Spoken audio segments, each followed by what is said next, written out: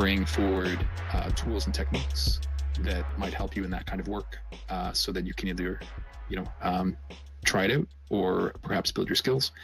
Finally, where people have great projects that they're working on, we try to bring them forward to give presentations, so that more people can be exposed to their work, and hopefully it allows for a little bit of networking and collaboration. My spaces rely heavily on the use of the nest, which is the area at the top of the spaces window where there are links to individual tweets. If you were to scroll all the way to the right-hand side, that's the invitation to this space. If you click on it, it opens up a thread, and there's quite a bit of content in there. It's my essentially speaking notes or agenda. And part of the reason I have it all written out there is so that you don't have to take my word for what I'm telling you. You can go to the source.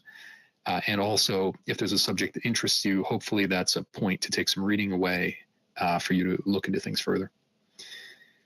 If at any point, or perhaps if you have a look ahead in the agenda, you might come up with some things in advance. But if at any point you'd like to ask a question or add a comment, feel free to request a microphone. It's the button in the bottom left of the Spaces window. If you're enjoying the conversation, please do retweet it out. We'd love to have as many people get involved as possible. That's the button in the bottom right. Today, I'm going to start off, as usual, by running through some resources, tips and tools. I'll do that for probably about 15 minutes.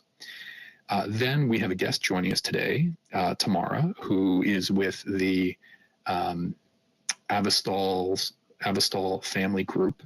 The 1-year anniversary of the surrender in Mariupol happened just over a week ago. And we were hoping to mark the occasion by, reviewing the events, sort of a year in review, but then also look at what ongoing efforts there are to protect the interests of those defenders of Azovstal who were taken prisoner. And so that's why Tamara will be joining us. So I think that will be a great conversation. After that, we'll get into general updates. So as a reminder, I think I mention this every week. If you have a look at the second item in the nest, I was just listening to the great talk put on by friends of mine who run the Tochny account, and they're focused on heavily on the events in Ukraine. We cover a lot of similar material, but I try to come at it a little bit more from an OSINT point of view, referencing individual investigations and reports. And we also try to highlight good work wherever it may happen, including beyond Ukraine. So I think I'm seeing some of my friends from there showing up now. So I think their talk may have just ended, in which case that tweet second from the right in the nest will have a link to the recording. So running through the resources, the third item from the right is our community calendar. If you were to click on that link, it will open up a web service with the individual calendar entries. We set this up because there are lots of spaces going on. We wanted to try to coordinate them, and it's hard to keep them all straight using Twitter tools. We also decided to add outside talks, and it turns out that there are lots of those, whether they're focused on the events in Ukraine or OSINT more broadly. If you have a look at the individual entries on the calendar, if they're upcoming, there's usually a link to a registration. And if the events occurred, there's normally a recording. If you have any events that you think, fit those themes, Ukraine or OSINT, and you'd like to have us put them on the calendar, please do feel free to DM them to me or to my co-host Jacoby, or Planet Baroque, who I think may not be with us right at the moment, but she's a regular here as well. In terms of one or two upcoming events I'll highlight, just to give you a sense of what they are. There is a talk being put on May 31st, just in a few days, by the Brookings Institute on the digital skills gap in Africa. Or one other upcoming event is being put on by the Canadian Defense Academy and together with Chatham House, and it is on countering the Kremlin's influence in Belarus and Moldova, which is obviously an important topic to those of us following developments in Ukraine. Moving on in the nest, if you have a look at the tweet in the middle, it's called podcasts. There are a fair number of them. I'll highlight a few of them. The Kiev Independent has a podcast, and by the way, I'll put these up individually so you'll see them appear in the front of the nest. But the Kiev Independent has a podcast run by Anastasia Lapatina, and this last episode is about what happened in Belgorod. And so those who listen in with me know that we discussed that in the last two spaces, or the last regular space, and then I had sort of a brief 1 hour update the day that events happened. On Twitter news, stale dates pretty quickly. But as news continues to break on what happened following the raids, there may be additional details in there you might enjoy. There was also a recent episode of the OSINT Bunker, which is put together by, I think it's the Defense Geek and OSINT Technical, and then some friends of our space who will drop into chat, like Austin and AllSource. They got together for a conversation about the upcoming Ukrainian offensive and then developments in Israel as well. There was a podcast episode put together by Medusa. Their podcast, I think it's called The Naked Pravda. And their latest episode was on the Russian internet at war. And so we have tried to follow some of the cyber developments. Likewise, appearing in the front of the nest now was a podcast put together by the BBC on Russia's engagement in the events in Mali. Part of our updates today will be about Wagner is apparently withdrawing itself from Bakhmut, and there's speculation that they may increase their engagement in Africa. That conversation about what they've been doing in Mali lately may help give us some clues about what may happen next with Wagner. As well, there is a space, I think, let me see, is it actually on? So there was a space scheduled. I don't think it's begun yet. And that's our friend Pyotr, who was scheduling a conversation about the events in fighting between Afghanistan and Iran, where some skirmishes have broken out along the border. My understanding, there's not a lot of detail. We may get into one or two updates on that. My understanding is allegations that Afghan fighters have captured 2 or 3 border crossing points, and that there have been just a handful of casualties on each side, but that the rhetoric between the two sides is increasingly tense. And so understanding better what may happen there could be important in the coming days.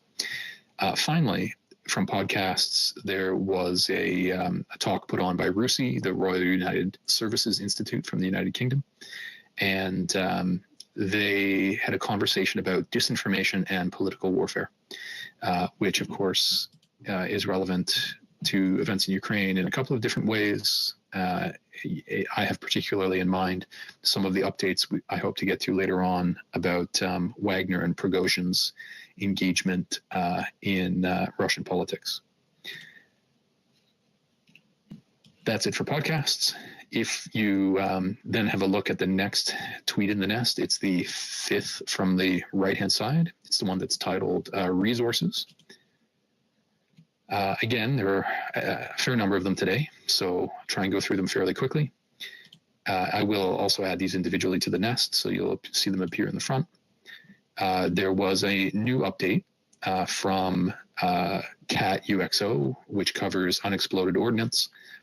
They've been putting out resource materials for those involved in demining efforts in Ukraine. They previously put out guides on hand grenades and I think airdrop munitions. And this time they put out a guide to identify rockets. Related to that, there was a study put out by the U.S. Military Academy and retweeted by a friend of ours, John Spencer, on the use of artillery in urban settings in Ukraine. And John has been doing great work documenting the way that various battles played out in Ukraine. I know he's gone to, there to visit several battlefields to get a better sense of what's happening. We had actually reached out to him to see whether he might chat with us today, partly because he has expressed an interest in potentially interviewing some of the leaders of the defenders of Azovstal, who have been released but have to remain in Turkey for the duration of the war. And also because he's expressed an interest in documenting the battle for Mariupol. I believe he's actually in Ukraine at the moment, or he was until recently, so I don't think he'll be able to join us, but he does great work. One other resource that's come up, it was a conversation put on by Chris Osiak.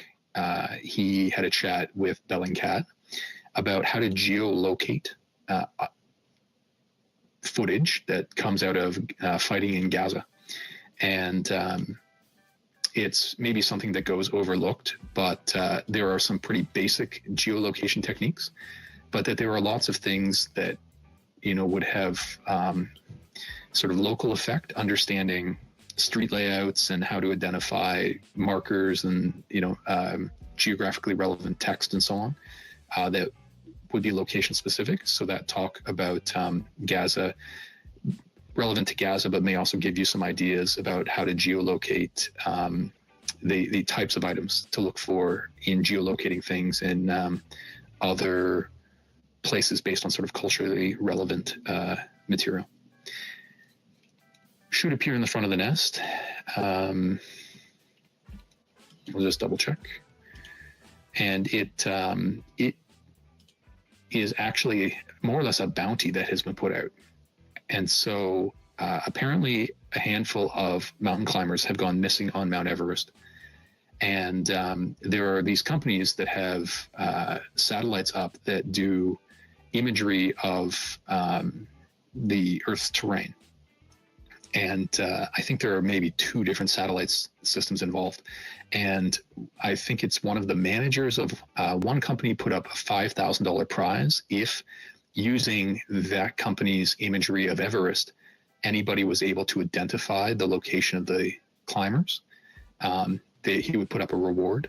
And apparently the satellite company itself then came out and said, we'll also offer $10,000 in image credits for our product if you can find these lost mountaineers. And so if you like geolocation, this might be a challenge for you. I hesitated a little bit in putting this one up because I don't want to seem like, they're trading on the potential risk that these people are in, but to the extent that the tool could actually be used to locate them, then I think it's a worthwhile thing to get as many eyes on the tool as possible. And of course, it also has the effect of exposing people to another possible OSINT tool. Some work was also done by a longtime OSINT account whose name is Putin is a Virus.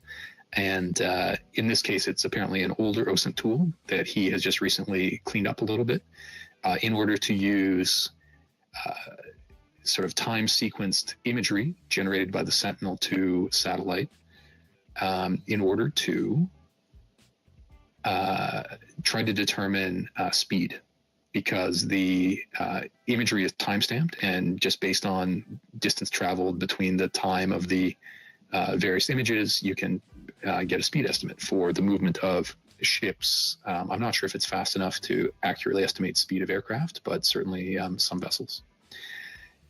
Then the 2 last points on some resources are coming from China. I sometimes like to note when not only there are new resources that you can take advantage of, but occasionally resources are lost or access is lost. And I like to highlight those as well.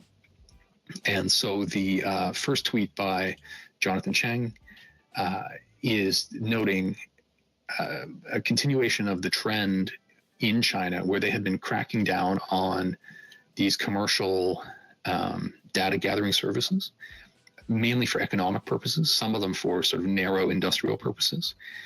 And another major one has had their products limited by the Chinese government, which is really restricting ability to get insight into the Chinese economy and it's starting to cause concern, particularly in Western investors, but even more broadly in the ability to understand what is happening in China and the impact of these things on their politics. Related to that, the last item up there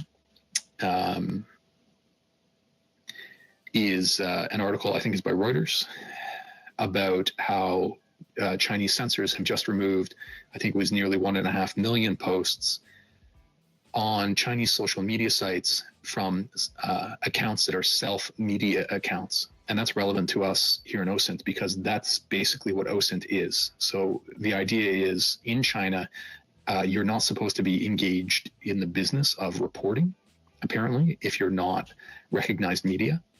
And so a talk like the one that we're having right now apparently would probably not be permitted, or that posts put up by many of us would be self-media, and China is cracking down, taking those posts down, which is a total difference in philosophy from what we experience. Okay. I will also note that friends of this space are streaming our conversation over on YouTube. I'll move it to the front of the nest because it gets buried a little bit, but there is a link to the YouTube stream that should appear as the first item in just a moment. And I would encourage you to participate here if you'd like to join the conversation, because you can only do that through Twitter. But if you ever miss a talk and you'd like to catch up, or if there's something that we discussed in the past that you'd like to go back and hear again, do check that channel out. Okay, so actually I think that's all the material that I had for resources. I think that our guest may be with us, and so we'll invite up a couple of speakers. Just bear with us, please.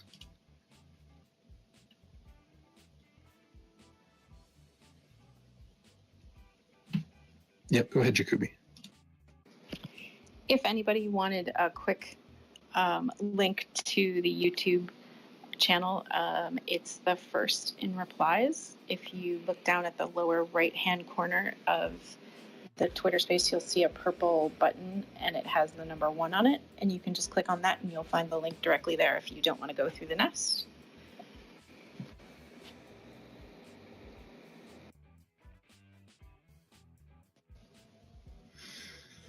So we just have invites out to our speakers. Hopefully we'll get this all set up in just a moment.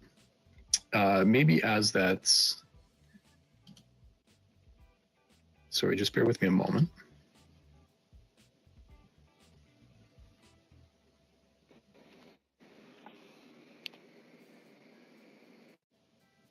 Okay, so we've been joined by Riverside Kitty, who helped out in setting up this this conversation, arranging these guests, and we're just getting our other guest up now.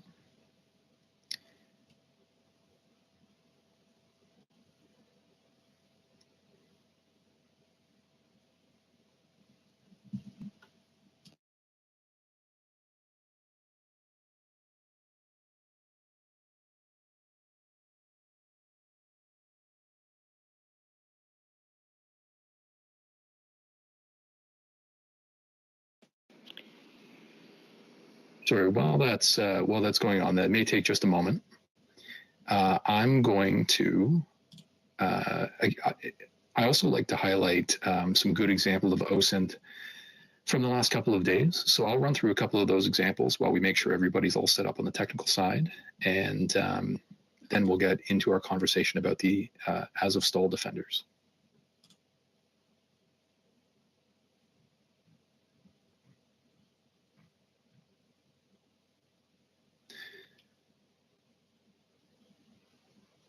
Actually, one thing I'll get to is some updates on the overview in Ukraine. So I'll put up the maps from the Institute for the Study of War. Just for those who aren't familiar, the front line isn't changing very much at the moment, but it's helpful to see. There were a couple of updates in the news today relevant to the Ukraine overview. The first event of which is that the Turkish runoff election is being held today. It had been narrowed down to just the two leading candidates from the first round, being the incumbent Erdogan and the leader of a united group of opposition parties, who is named Kılıçdaroğlu. And the results of that are, for the most part, in. I think that it's something like 90% of polls returning. And I've put a tweet up in the front of the nest. And I believe that at some of the most recent reports, that Erdogan was ahead by something like 52% to 48%. Now, while that's a very close run, that was always expected. Erdogan had, I think, received something like 49% in the first round to Kılıçdaroğlu's 45 or 46%. There was one major candidate in that first round who was eliminated, who had about 5% of the vote, and he threw his support behind Erdogan. And so it seems like a fair number of his supporters have gone to Erdogan, enough to give him the extra 2 or 3% necessary to get over 50%. Results are not 100% yet, but that was the expected result, and it seems like it's playing out more or less as expected. We did have a guest in about 2 weeks ago, Emre Uslu, who is an expert in Turkish politics, and we had a conversation about the potential impacts of the election. We offered to have him back, or any sort of friends of his he would suggest, to do a recap once the result was known, and once the initial sort of shakeout over the first week or two of policies from the winner are announced. So we are hoping to do that likely a week from today, just an update on the consequences of the Turkish election. Likewise, last week, the Greek election was held. And because those two countries are tied together in many ways, we thought we'd also have a conversation about the Turkish election, but then also about the results of the Greek election. 2 more points in our overview. The second item back in the nest is just more evidence put up by our friend Andrew Perpetua of the flooding that is ongoing in Luhansk. This following some heavy rains in the region. And again, a friend of ours, David Helms, who tracks weather in Ukraine quite closely, had noted that this heavy rain in several regions seemed like it may make it more difficult to launch offensive operations, because it would extend that period where in some regions the ground would be too soft for heavy combat vehicles to travel over. And finally, just if you want an overview, the first item in the nest is about the suspense that is building in regard to a counteroffensive. And it's an article by The War Zone, who does good work. So that's it for the overview. I think we've been joined now by all our speakers, who include Riverside Kitty, who will be running us through the conversation. We've been joined by our friend Stepan, who we spoke to previously about his engagement with War Translated, but he has lots of insight into events happening in Ukraine and Russia through his work. And we've been joined by Tamara, who is a representative for the Azovstal families. Just to give you an overview of how we'll run through this, Kitty's going to run through a bit of a timeline and some materials that are a background, a bit of a retrospective on how Mariupol came to be a focal point for the defense of the initial invasion, how it came to focus around the Azovstal plant. I believe that Tamara will be chipping in with her experiences of those same times. We'll have a conversation about the strategic importance of Mariupol, and then hopefully we'll have a bit of a conversation with Tamara at the end about her ongoing important work advocating for the families of the defenders of Azovstal and Mariupol. So that's the idea. Hopefully you'll stick with us through this conversation, and after that we'll get round to Ukraine updates. So I'm going to turn it over to Kitty to launch into the presentation. Thank you, Michael. Hi to Tamara and Stephen. Tamara, thank you so much for being with us tonight. And I know it's late. Where are you exactly?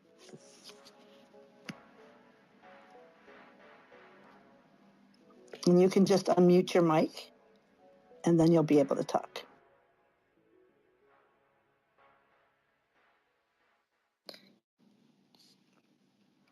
Tamara, are you able to hear us?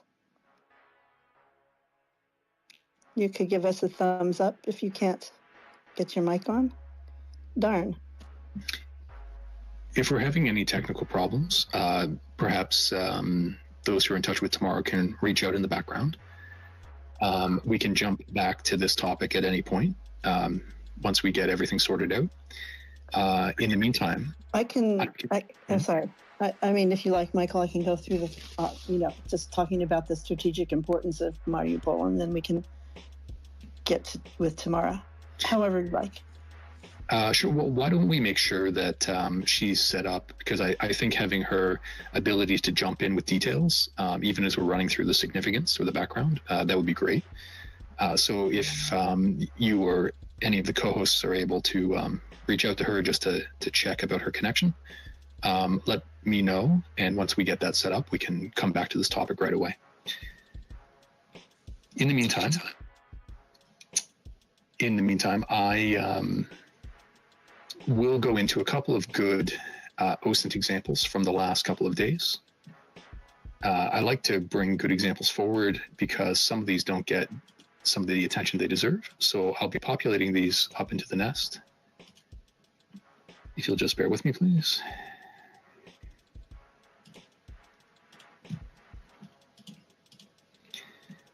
So one thing I like about a lot of these examples is that often they do great graphical work. That may just be that I pick examples that have great graphics in them, but I think it makes understanding complex things much easier. So it should populate in just a moment. The first of these tweets is a tweet by Konrad Muzyka, which should come up in just a moment. Konrad runs Rochan Consulting, and he puts out a weekly newsletter on events in Ukraine that many of the experts regard as one of the best. This is a tweet that he put out showing the interceptions of drones and cruise missiles in attacks on Ukraine going back to, I believe, September of last year. And it just shows the frequency of those interceptions. So, for example, with Shahed, it apparently 131 of 136 claimed to have been intercepted. This data coming from the claims put forward by the Ukrainian military. So it's kind of neat to see that, presented graphically. The second item in the nest is a tweet by Shashank Joshi. He's the defense editor at The Economist magazine. And this one I thought was interesting. Again, it's a time series graph using data from the FIRMS satellites that we refer to sometimes. FIRMS looks at infrared radiation, and it's often used as a proxy for fires.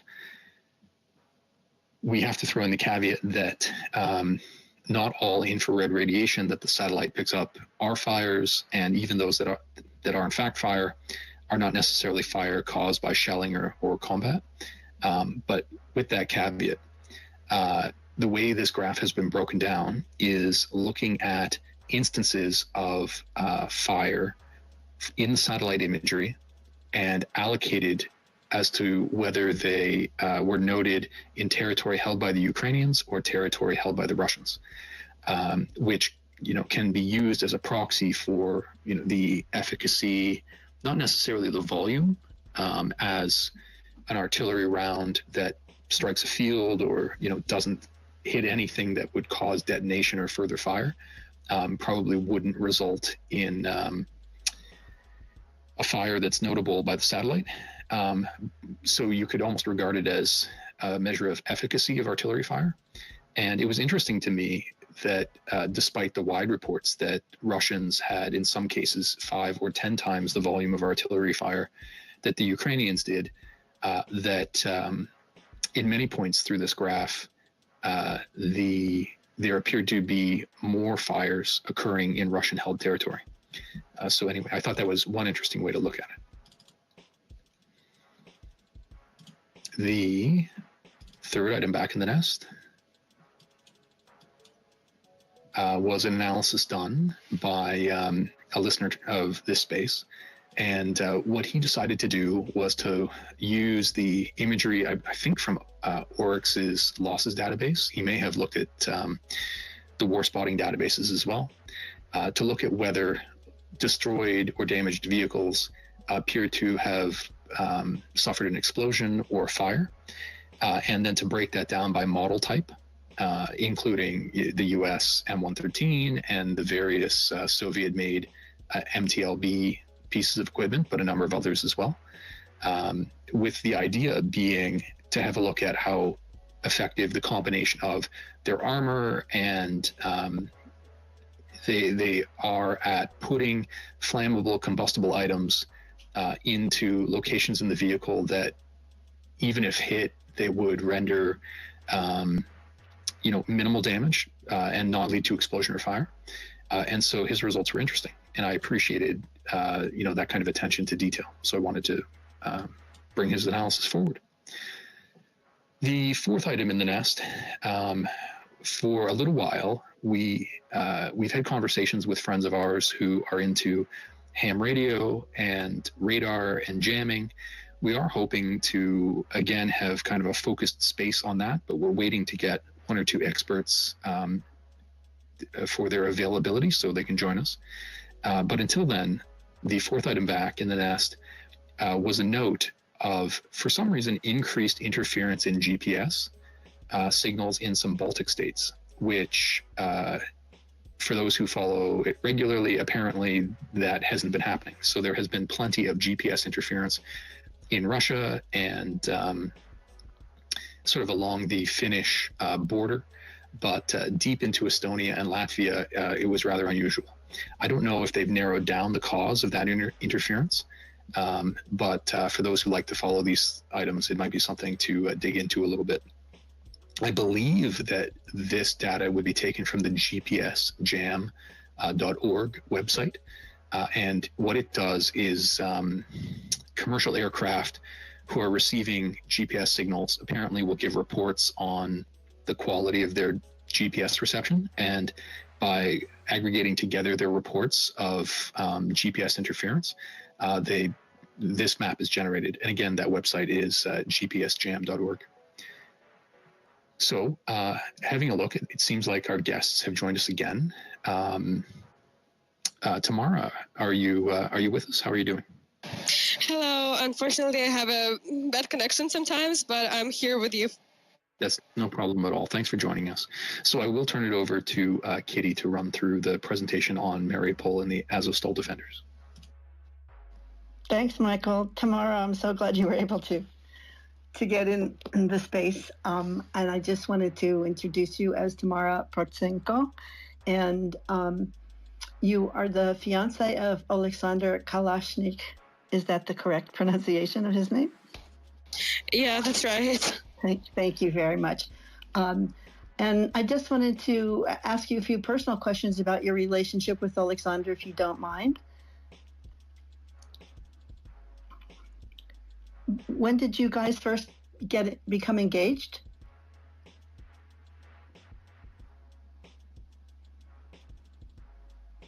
Oh. Are you unable to hear me now? Oh. Shame. Well, guys, this is sometimes how live audio goes. I believe Tamara is in Ukraine, and so if her connection is a little bit spotty, she will be a great guest to have a conversation with. We may have to be patient. If she is having... Sorry, I'm back again. Can you please repeat the question? Okay, yes, Tamara, we'll just keep trying. Thank you. I was wondering if you wouldn't mind telling us when you and Alexander first became engaged, and are you from the same town? Did you tell me? Yeah, so we started dating, if you can say that, in 2017. And yes, we are from the same town, but unfortunately, I didn't remember him. But we were in the same school, and then we met a couple of times. But then we finally met when he wrote to me on Instagram. And yeah, basically since then, since 2017, we are together. Okay, thank you. And has he always been in Azov Battalion, or when did he first join? No, he only joined in 2020 when he turned 18 and finished school when he graduated. And so now it's 3 years that he's in Azov, but he always wanted to connect his life with the military. And where were you guys when the invasion first started?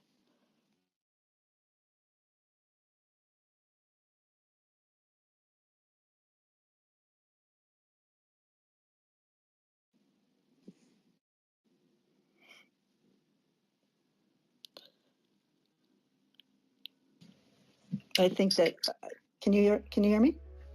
I can hear you, Kitty. It seems like Tamara's connection may be intermittent. Yeah. While it's down, did you have any material sort of on the importance of Mariupol in the war, or any of the media that you wanted to present? Sure.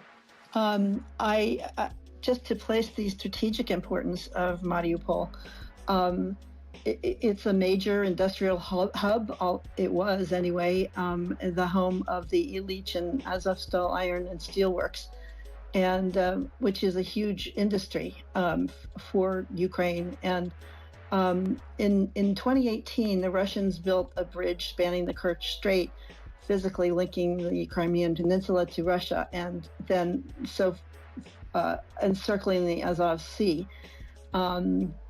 The city was defended by the Ukrainian ground forces, the Ukrainian naval infantry, and the National Guard of Ukraine, which is primarily Azov. And so securing a land corridor between Crimea and Donbass was one of Putin's main aims. If Mariupol was seized, Russia would also end up in full control of more than 80% of Ukraine's Black Sea coastline. And if they were strangling Ukraine's economy, which was huge, would be another important, goal of his. And in a second, Stephen's going to tell us a little bit more about from the Russian point of view. But Mariupol is home to the Azov Brigade, and they were a useful propaganda tool for Moscow because they branded them as neo-Nazis. Early on, there were some neo-Nazis in Azov, but now they are fully integrated into the Ukrainian military. And so he has continues to use propaganda against Azov. And Putin has a long vision that he sees the Black Sea coastline as something belonging to Russia, or new Russia. And I think, Stephen, you could tell us a little bit more about that. Yeah, all right, sure. So, hello, everyone. So, first of all, I'd like to touch on kind of the propaganda impact, which Kitty kind of mentioned now for Russia. Now, a big part of it is obviously that Azov is based in Mariupol, and it has been based there since 2014. Now, in 2014, the Russians, or the pro-Russian separatists, actually suffered a defeat in Mariupol. They captured it, but were kicked out by Azov. So it's important to return the city back under Russian control. But another point is that Mariupol is it's a very cosmopolitan, kind of very modern city. It's sort of an IT hub. I believe it was actually the fastest growing city in Ukraine in terms of GDP per capita prior to the invasion. And this city, this fast growing cosmopolitan city, was a mere 10, 20 kilometers from the borders of the so-called Lugansk and Donetsk People's Republics. So it was on the border of the the so-called Ruski Mir. Now, the Ruski Mir translates to the Russian world, and it's the idea that Russians everywhere are superior. And when you have a city that's just beyond the border of your Russian world, and it's superior in every way, economically, socially, politically, to anything you have in your so-called thriving republics, that's obviously a motive to kind of take it out. Now, Kitty mentioned the economic importance of Mariupol. Now, the Ilich and the Azovstal metallurgical plants are absolutely massive in the region, as is the port in Mariupol that's used to export these goods. Now, through leaked documents, I think Kitty might be able to put it up in the nest, we found out that Russia, when they invaded Ukraine, they were hoping to incorporate a lot of Ukrainian metallurgical and other industries into their industrial concerns to basically make money off it. And this is a kind of a reoccurring theme. We see that this war hasn't been waged for the national interest of Russia. It has been waged for the interest of a few elites at the top who will no doubt be controlling these assimilated industries. And another part of Mariupol, it's not just socially important as a propaganda tool, it's not just economically important, but it was actually also militarily important, as it was, I believe, the new headquarters of Operational Command East, if I'm not mistaken, following the takeover of Donetsk in 2014. And there were a lot of Ukrainian military units actually based there. So the 36th Marine was on deployment there, but I believe the 56th Motorized had their permanent base there, as did Azov. And now, during the invasion, there were a lot of Ukrainian troops tied up in Mariupol. To say that the leaked documents, which is so intriguing, is there the Chris O Twitter tweet that you'll see about 4 back? Thanks. Go ahead. Yeah, it's there far 5 back in the nest, I think. But yeah, so what happened during the actual invasion, I'll just offer some insight on what I saw Gherkin was posting, if that's all right. So Gherkin was pretty much very pissed off about the Russian handling of Mariupol, because he was constantly calling everyone cretins or morons, the Russian high command who decided to attack Mariupol head on, because he basically believed correctly that the Russians were spending a disproportionate amount of combat power trying to isolate and conquer a city that was already out of the way. Now, in the Battle of Mariupol, we had many forms of Russian troops involved. Obviously, we had normal Russian ground forces, just Masha Strelki and tank battalions involved, but we also had a big amount of LDNR troops, or Lugansk and Donetsk People's Republic troops. And what I would argue is most important is that there were Russian naval infantry units involved. There was actually a naval infantry landing a bit west of Mariupol during the initial days of the war, and I would argue that this diluting of combat power from the Black Sea into the Azov Sea is one of the reasons that we never did see a large-scale invasion of Odessa. But anyway, Gherkin was very much mad that there was so much combat power being wasted in trying to take this town, and he wasn't the only one. A lot of pro-Russian war commentators were of the opinion that Mariupol should be left till later.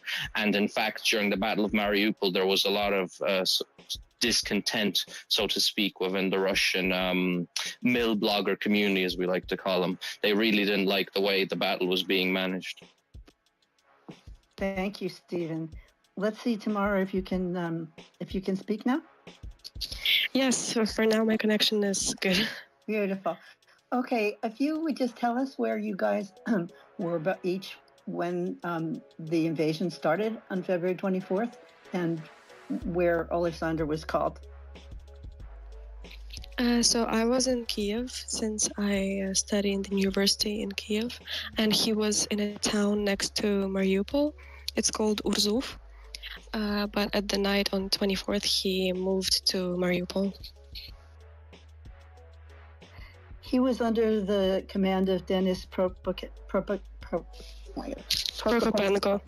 Yeah. Protsenko. Sorry. And so what were your first reports? Were you able to be in touch with him as they went into Mariupol by text? With Alexander? Yes. Well, he went. He texted me only in the afternoon, around 3 p.m. Before that, there was no connection. He didn't reply, and I couldn't call him because even the connection in Kiev was very bad. Well, since everyone was panicking and everyone was trying to text or call someone. So it was only on the afternoon when we could speak, and he told me that he left his military unit, and went to Mariupol with all the others. And do you know where they stayed? Were they headquartered once they got into Mariupol? They stayed all around because they had to defend all the Mariupol, and so they stayed wherever there were no people. For example, already like bombed hospital or bombed school where there was no one, they could stay there to hide for like a couple of minutes or hours. But everyone was all around actually, and only on like April, on 15th of April, they headed to the Azovstal plant to stay there because it was much safer for them. Right. And in the meantime, I think you were telling me that there were a lot of pro-Russian residents of Mariupol, and it was hard to trust people. Some were giving away positions and like that. Yeah, unfortunately, since they had this kind of problem since 2014, there were people who wanted Russia to come, unfortunately. So sometimes you could see if they want Russia or they want Ukraine because they don't hide their position. But others were trying to hide it and collect information about Ukrainian soldiers and transfer it to the Russian people. So yeah, unfortunately, they could not tell the difference.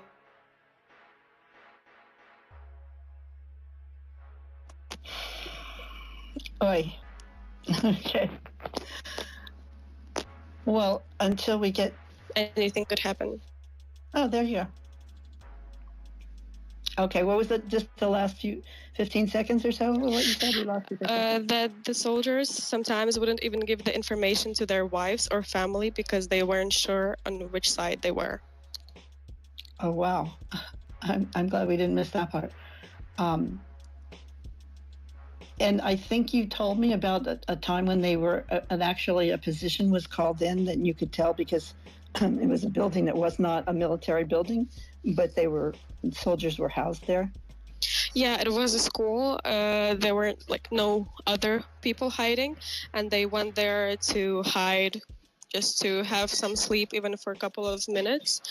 And they left it like 5-10 minutes before it was bombed, and probably just someone told that they have seen soldiers hiding in there, and that's why it was bombed. But it's my opinion. When Alexander will come out, I'll ask him about that and have more details. Yes, great, thank you. And I wanted to talk a little bit about the Ilyich and Azovstal, the steelworks that we heard so much about during that time. As I understand it, the director of Azovstal wasn't expecting soldiers to be coming there, and he was offering the plant as safety for the people who work there in the community. And so he met with his board, and they decided to go on a war footing and power down the blast furnaces and cease operations. And that was a big decision, obviously, because of economics. And so, but they believed that the fighting wouldn't last, and so they offered the plant as a sanctuary and invited employees to come with their families. So it ended up with civilians mixed in as it went on with soldiers. And I think, Stephen, you were going to talk about the Ilyich plant. Yeah, so the Ilyich plant was a lot less known than Azovstal simply because it didn't hold out for nearly as long. But basically what happened is when the Russians initially encircled the city, they started slowly pushing their way in, and the Ukrainian defenders were separated basically into three areas of resistance: the port, the Illich plant, and the Azovstal plant. Now, as far as I understand, they fairly quickly managed to break out of the port area and rejoin their comrades in the Azovstal plant. But the Illich plant, they decided in the short term to stay there, and the 36th Marine was mainly the unit that was there. So that was the 501st and 503rd separate battalions. And after a few days of resistance, they also attempted a breakout. I believe it was on the 12th of April. But this breakout failed, and instead of trying another one, the command decided to surrender. Now, this was a very controversial decision because, firstly, the commander of I believe it was the 501st Battalion, was swapped out just days before the invasion. So there have been rumors that it was purposeful sabotage, and the new commander always intended to surrender. And there was also a controversy with Protsenko, wherein he called the Marines who surrendered cowards, and the ones who broke out, they were the true heroes. And how this was uncovered was basically a group of Azov soldiers sorted out from the plant to try forage for supplies in the city. And they came into the Illich plant. And at the time, Azov was already running, Azovstal was already running short of things such as water, ammunition, maybe perhaps food. And when they encountered this other factory, they found massive stocks of ammo, food, water that were simply untouched. So the surrender happened very, very quickly. And actually a thing that I saw corroborated in multiple reports, where soldiers in Mariupol, all the time they mentioned how much airstrikes there were. So that's another argument that I remember Gherkin was using, that a lot of Russian air power was being drawn away into Mariupol, where it was desperately needed in other places. So I don't think the Illich plant surrender got a lot of controversy in foreign countries, but if you look into Ukrainian media discussion, it's certainly very much discussed what happened there. Were you, we lost Tamara. Okay, I'll wait for her to come back. I know for myself, during that time, I think it was, March 21st, there was an AP article. And I really, if you don't mind, like to read a little bit from it, just maybe a minute or so. The reporter has since won a Pulitzer for his work there, and he also has a documentary in Sundance that's called 20 Days in Mariupol, which he made in collaboration with Frontline, and I'm really looking forward to seeing that. We invited him, but he was not able to come tonight. So I'm just going to read how he set the scene, and for me, that I just sort of would never forget. He says, "The Russians were hunting us down. They had a list of names, including ours, and they were closing in." Ours meaning that his crew, the AP crew of 3. He said, "We were the only international journalists left in the Ukrainian city of Mariupol, and we had been documenting its siege by Russian troops for more than 2 weeks. We were reporting inside the hospital when gunmen began stalking the corridors. Surgeons gave us white scrubs to wear as camouflage. Suddenly at dawn, a dozen soldiers burst in. 'Where are the journalists, for fuck's sake?' I looked at their armbands, blue for Ukraine, and tried to calculate the odds that they were Russians in disguise. I stepped forward to identify myself. 'We're here to get you out,' they said. The walls of the surgery shook from artillery and machine gun fire outside, and it seemed safer to stay inside, but the Ukrainian soldiers were under orders to take us with them. We ran into the street, abandoning the doctors who had sheltered us, the pregnant women who had been shelled, and the people who slept in the hallways because they had nowhere else to go. I felt terrible leaving them all behind. 9 minutes, maybe 10, an eternity through roads and bombed-out apartment buildings. As shells crashed nearby, we dropped to the ground. Time was measured from one shell to the next, our bodies tense and breath held. Shockwave after shockwave jolted my chest, and my hand went cold. We reached an entranceway, and armored cars whisked us to a darkened basement. Only then did we learn from a policeman why the Ukrainians had risked the lives of soldiers to extract us from the hospital. if they catch you, they will get you on camera and they will make you say everything you filmed is a lie, he said. All your efforts you have done in Mariupol will be in vain.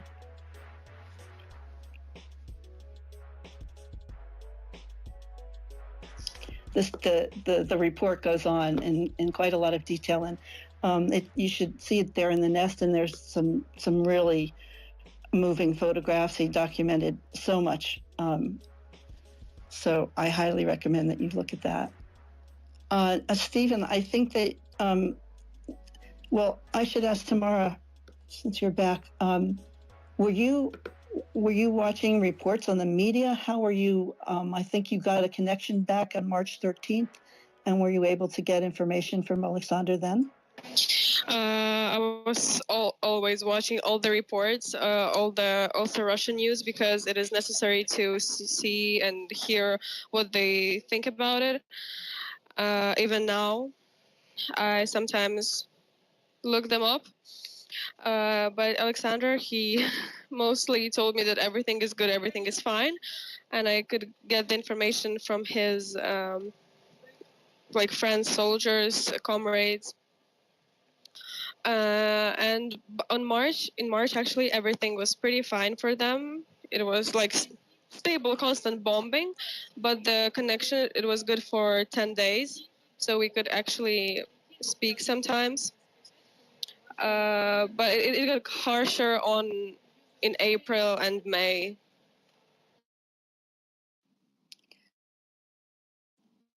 Yeah,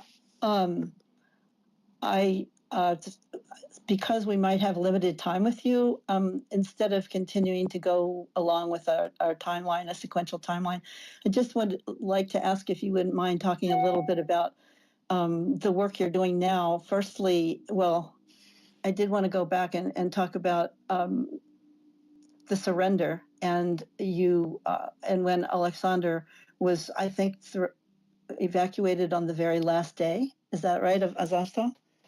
Yeah, he went out on 20th of May. And at that time, did you know where he had been taken?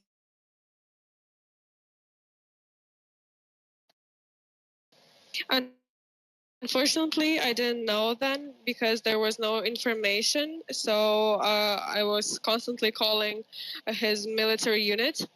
And only on 25th of May, I got the information that he was evacuated to Olenivka in Donetsk region.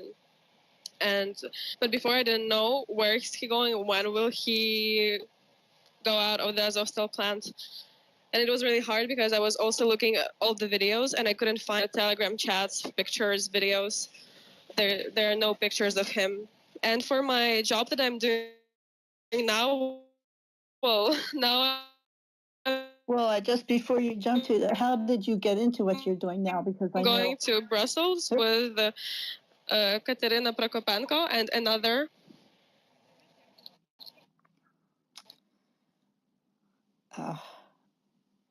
That's Katerina Prokopenko. Well, I'm sorry, we didn't hear the last 20 seconds. Of before, what you said, in like spring, there was.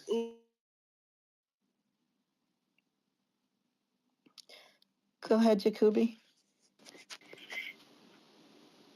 I don't want to interrupt Tamara, but just while her connection is setting, just want to let people know that the reason that she's having this trouble is that the cyber attacks that hit where she currently is residing, the cyber attacks that hit yesterday are the things that she believes are causing her connectivity problems. So we really appreciate everybody's patience in sticking with her as she's trying to reconnect. But just for a little context, hopefully that helps. Yeah. I hope my connection is better now. At least it shows that I'm better. So, as I was saying, that in spring we didn't have anything that unites us except the chats in Telegram.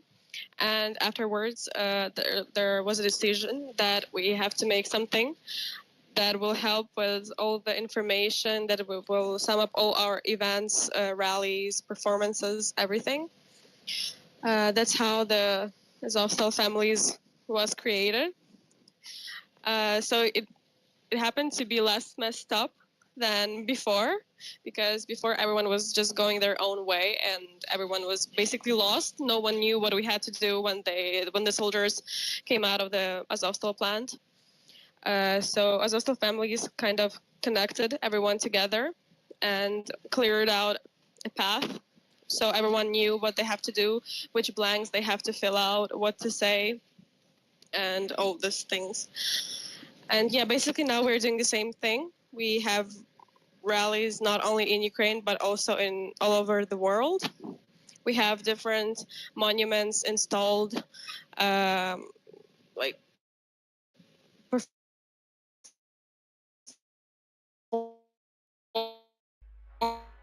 performances also. We had one activity and we had a lot of meetings, a lot of performances again on that, and on the thing that Red Cross didn't really do anything to help.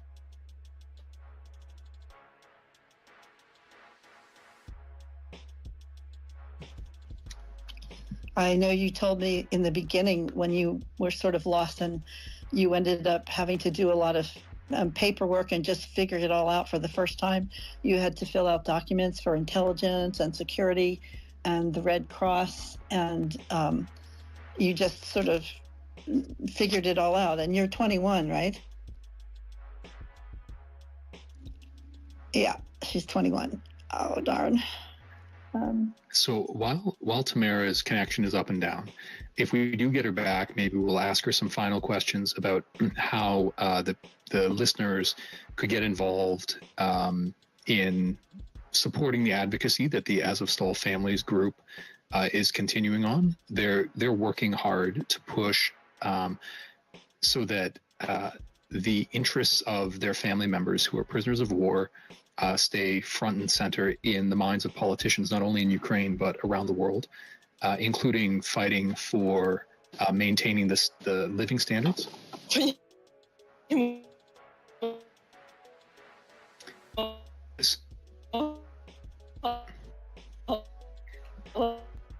So I'm sorry for the audio problems, guys. We'll just bear with it.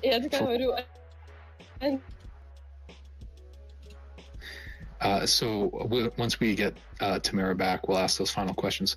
But they're fighting to improve the standards for their family members, not only those who were in the Azovstal unit, but the prisoners of war more generally. I understand they get together care packages so that there are, food and clothing and goods products whenever there are prisoner exchanges and releases. If you do have a look in the nest, in addition to some of the materials referred to by Stefan and Kitty, the AP article and some of those leaks, there are other details up there, including, recent reports. It's believed that of those who were taken captive in Mariupol at its fall, something like, I believe it's 1,900 are still in captivity, and about 700 of those were members of the Azovstal unit. Of course, some of the leaders of Azovstal were released in an exchange, in particular, when Ukraine traded back Medvedchuk, the politician who it was believed the Russians would have looked to be their sort of puppet governor of Ukraine, who was a valuable prisoner. And in exchange, several dozen of the leaders of Azovstal were released. That was done partly through the mediation with Turkey and I believe Saudi Arabia, and that some of those leaders of the defense of Mariupol now have to live abroad, including in Turkey, pending the end of the war. But it's great that they were released, because there was fear that they may have been put on show trials. And so the fact that in particular the leaders got out is important. But Tamara's group is working to keep those prisoners in the minds of politicians, and to gather materials for prisoners as they're released. If you have a look in the nest, I believe it's in the second tweet back. While we can add tweets to the nest, we can only add sort of text links to Telegram resources. So if you're interested in this matter, I would follow Tamara's profile here on Twitter. I understand their group is more active over on Telegram. But in that second tweet in the nest is a link to their Telegram group page. And so if you're on Telegram, you can follow them there. Just before we lost Tamara, most recently, she was mentioning the fact that they're, part of keeping these prisoners in the public mind includes putting up, art installations and memorials. So the first item in the nest was a recently commissioned statue, which I thought was a fairly, meaningful imagery, being the two bound wrists that went up in Kiev, and hopefully that will keep the defenders of Mariupol on the minds of those there. It looks like Tamara is back though, so maybe Kitty, if you just want to walk through some of the efforts that Tamara's group is focusing on. Yeah, and if you don't mind, I just wanted to go back a tiny bit in terms of the prisoner swap, because each time there's another prisoner swap, Tamara, I know that you go and talk to them and try to find information about Alexander, which is hard to come by. Do you want to tell us about that a little bit? There was a December 31st swap, and then May 6th, another one, and you got different information in each of those?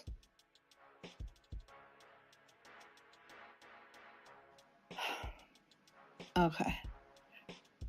Well, it's just so hard, for anyone who's looking for a family member. In December, she found a guy who said that there's 50-50 that he's still alive because he'd been tortured every day and so forth. And then in May, after the swap, she went to the hospital and she talked to maybe 30 different guys until she finally found someone who hadn't seen him but had heard about him. And then last week, she found someone who said that in December, Alexander was transferred to Olenivka and then now to Taganrog in Russia. So that is the latest on where he is. Are we able to speak with you, Tamara? It shows her as just connecting, so if we give it another 10 seconds, we'll see if she's available. It's just amazing how you don't, such a young person just came and started figuring everything out step by step, and so dedicated to all the POWs, and now is doing work internationally. And I believe she's on her way to Brussels right now, or later today. It certainly is impressive, and it's a shame that those cyber attacks are limiting her connectivity today. If she does rejoin us later, maybe we won't run through too much of sort of the background questions, but I'd be happy to give her time if she finds a more stable connection to explain the efforts that her group is undertaking and how to support her. Bear with us for 10 more seconds, guys.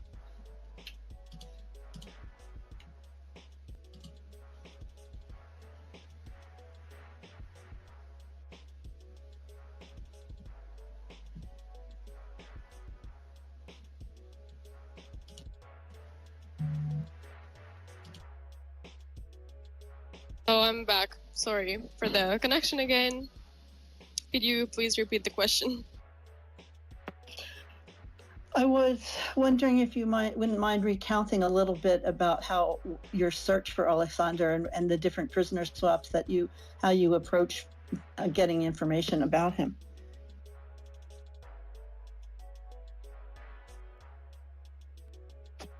Yeah. So I guess Michael, we must carry.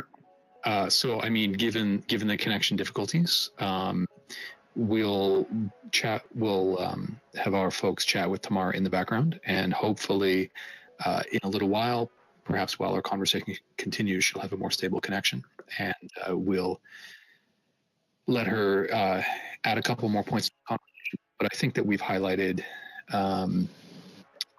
the issue on the anniversary, including the importance of the stalwart defense that they put up, not only to rallying the spirit of Ukraine, but also to, absorbing so many Russian resources at that critical point during the war.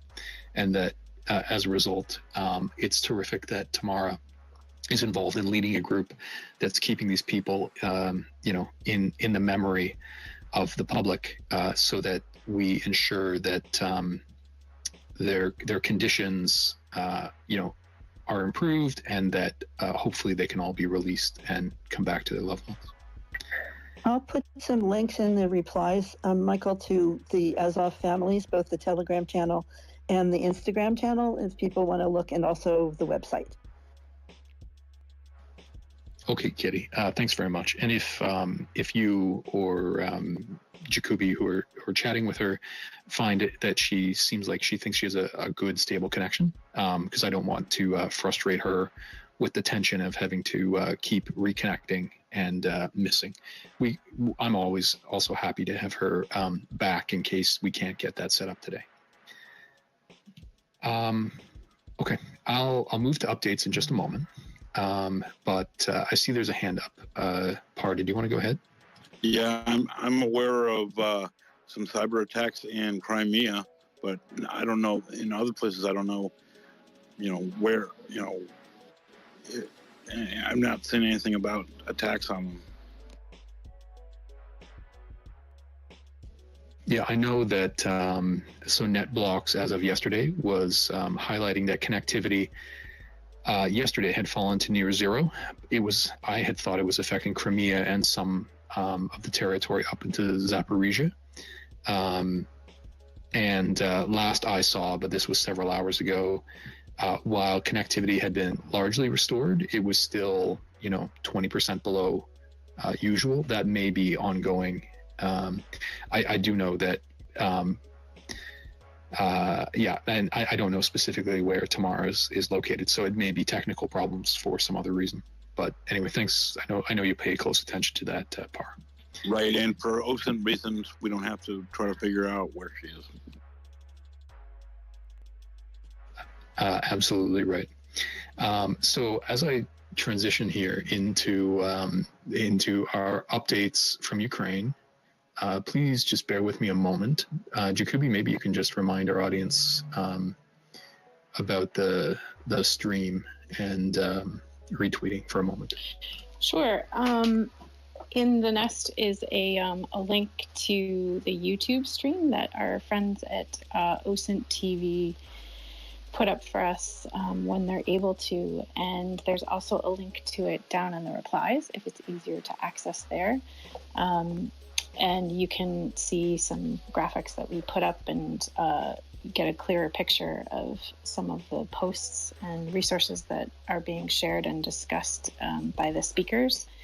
And if you are able to retweet the space and want other people to see that we have this discussion going on and can take part in it, that would be wonderful. And please do feel free to request the mic and come up with any questions or other updates related to what's being spoken about, and we'll try and get you up. And so as I've had a moment to collect myself to move into the updates, I'm reminded that, in fact, the next thing we wanted to talk about was an update on some religious matters that Jacoby will help us out with.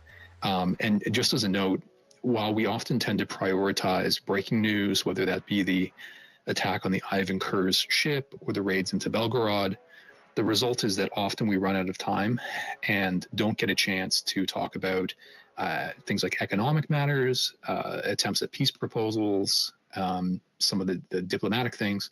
And so I'm hoping to highlight a few of those items that don't get as much attention today. And one category of which is religious matters. And I know that Jacoby follows those closely. And I think that there may actually have been more content than we thought we might even be able to fit into a space. So she may be doing a standalone. But Jacoby, I'd love if you could give us a quick update and tell us when we can hear more. Sure. There are ongoing updates that we've seen over the last couple of weeks, and as we don't often get to them, I've scheduled a space tomorrow evening, just a sort of a short one, about an hour long, and I'll have a link to that space and some related resources. up for people's reference while we're in the space. And also, Michael has put a number of items, I think, in the nest here. I don't know if you wanted to go through them or you want me to, whichever is easier. Well, I'll mention these items as sort of events on the religious front that have broken in the last, say, 2 to 3 weeks.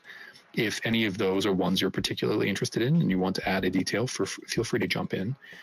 But this is more to highlight some of the material that Jacoby may cover tomorrow night.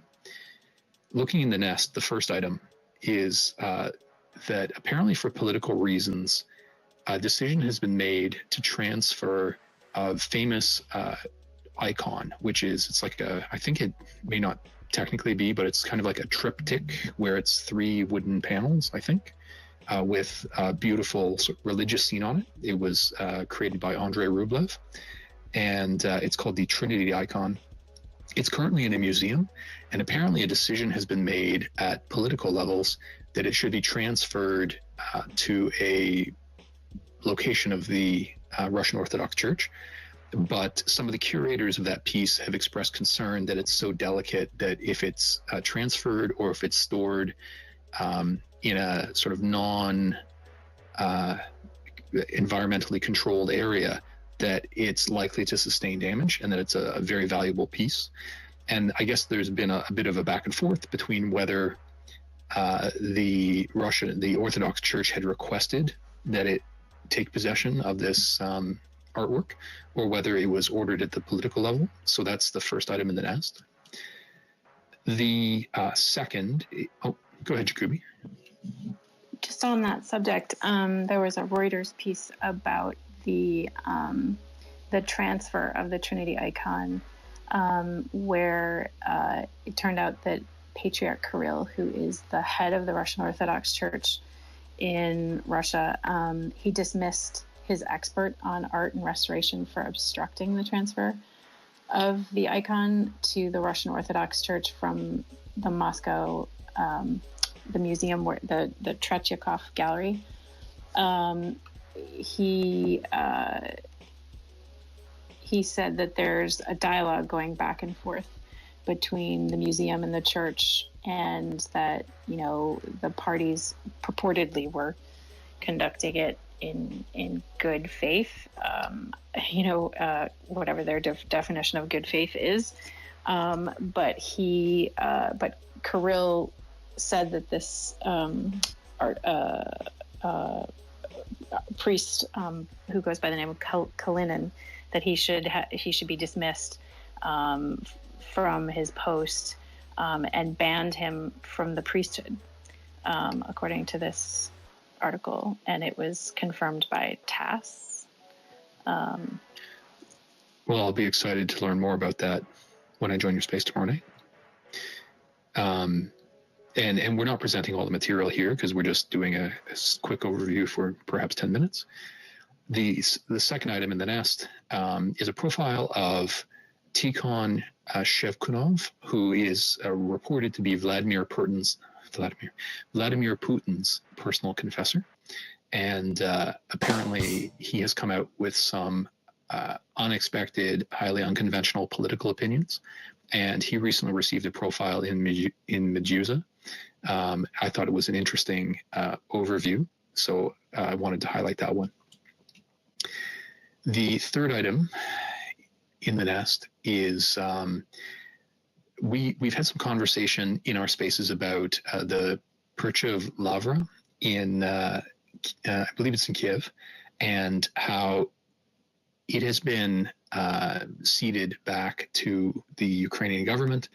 I understand it was I think that it was land that was leased, and that the government has decided to end that arrangement. But less justified, but similar things are happening elsewhere in occupied territory. So the third item in the nest is about the cathedral in Simferopol, and apparently the Russian Ministry of Property has now said that required paperwork wasn't filed on time, which I presume is a sort of a thin, excuse to seize the property. And so that cathedral has been seized. I presume it will now be used by the Russian Orthodox Church as opposed to the Ukrainian. But that's one item to keep your eye on. The fourth item back in the nest is a profile in the Kiev Independent about the ways in which the Ukrainian Orthodox Church has been used as a tool of the FSB. And there have been several reports on that. I know that there have been a number of high-profile arrests, many of those happening 4 to 6 months ago. So if you want a summary of some of those developments, it's that item. The fifth item back is just an odd one to me. Apparently, and I didn't know this, but that the Russian church actually uses a different language. And so it uses Old Church Slavonic. And I know almost nothing about this language, but apparently the Russian church is now pushing to have it taught in Russian schools. I suppose as a general return to what they view as traditionalism. Apparently it's not a language that's used outside of the church anymore, but it's one interesting data point on the cultural pressures that are coming as there's I wouldn't even call it a return to Soviet times, because obviously this degree of religious engagement would not have been permitted under the Soviets, but it's a slide back toward earlier times. I'll take a break from this for a moment. We have a hand. Go ahead, Arcadian. Hi, everybody. Nice listening from you all. Like a small description for what happens with the churches. I am Christian Orthodox, not believer, but in Greece you have to be. So what's going on is all these icons and all these relics, they come from the Byzantine era. The Byzantine Empire have spread them around, and after the collapse, actually, many of them relics went to all the Orthodox countries. The issue we have many years now is that the Russians, they go with the old calendar, and in Greece, we are the only Orthodox actually who are going with a new calendar, like, say, the Catholics. The issue we have now is the influence. The Russians all the time, they're accusing the Greek ecumenical patriarch in Istanbul that we are not deserved to hold the leadership of the Orthodox across the globe. So it's an endless war between the two churches, let's say, the Russian and the rest, and who will have power and who will hold the relics. So this thing plays a big role in politics, especially now, and the influence they have. So that's all from my side. If you want to ask something, feel free. Thank you. Well, thanks for that. That's a great point. I don't know how many of our listeners would be of the Orthodox faith, or the collection of Orthodox churches, I should say. But the political significance of these religious items probably is not all that apparent to people who aren't a member of one of these churches. And it's a great point, sort of the distant lineage that affects all of the Orthodox churches, including the Greek. When we've had previous discussions about religion, there's a sort of a handy flowchart I found that shows the relationship among the various churches, including the more recent divisions that have developed between the Russian Orthodox and Ukrainian Orthodox churches. So if I find that, I'll put that up in the nest. But if it's a subject that interests you, Arcadian, I'm not sure how late it would be. It might be the middle of the night for you, but I'd invite you to join Jacobi's space that she'll hold tomorrow and discuss this at a little bit more at length. Okay, yeah, that's all good. And yes, I'll prepare some stuff from possibly next Sunday to show the influence that we have now in elections in Greece from the Russian Church. Sure. And how much influence it has the Mount Athos, which is like the Vatican for the Orthodox with the monasteries, and money laundering, and visits of Russians, ministers, Putin, all these guys. So it's a very dirty game, a very dirty game. Well, that would be interesting. So thank you very much. Continuing to run through the last few religious items up in the nest, looking at the sixth item back, there were reports.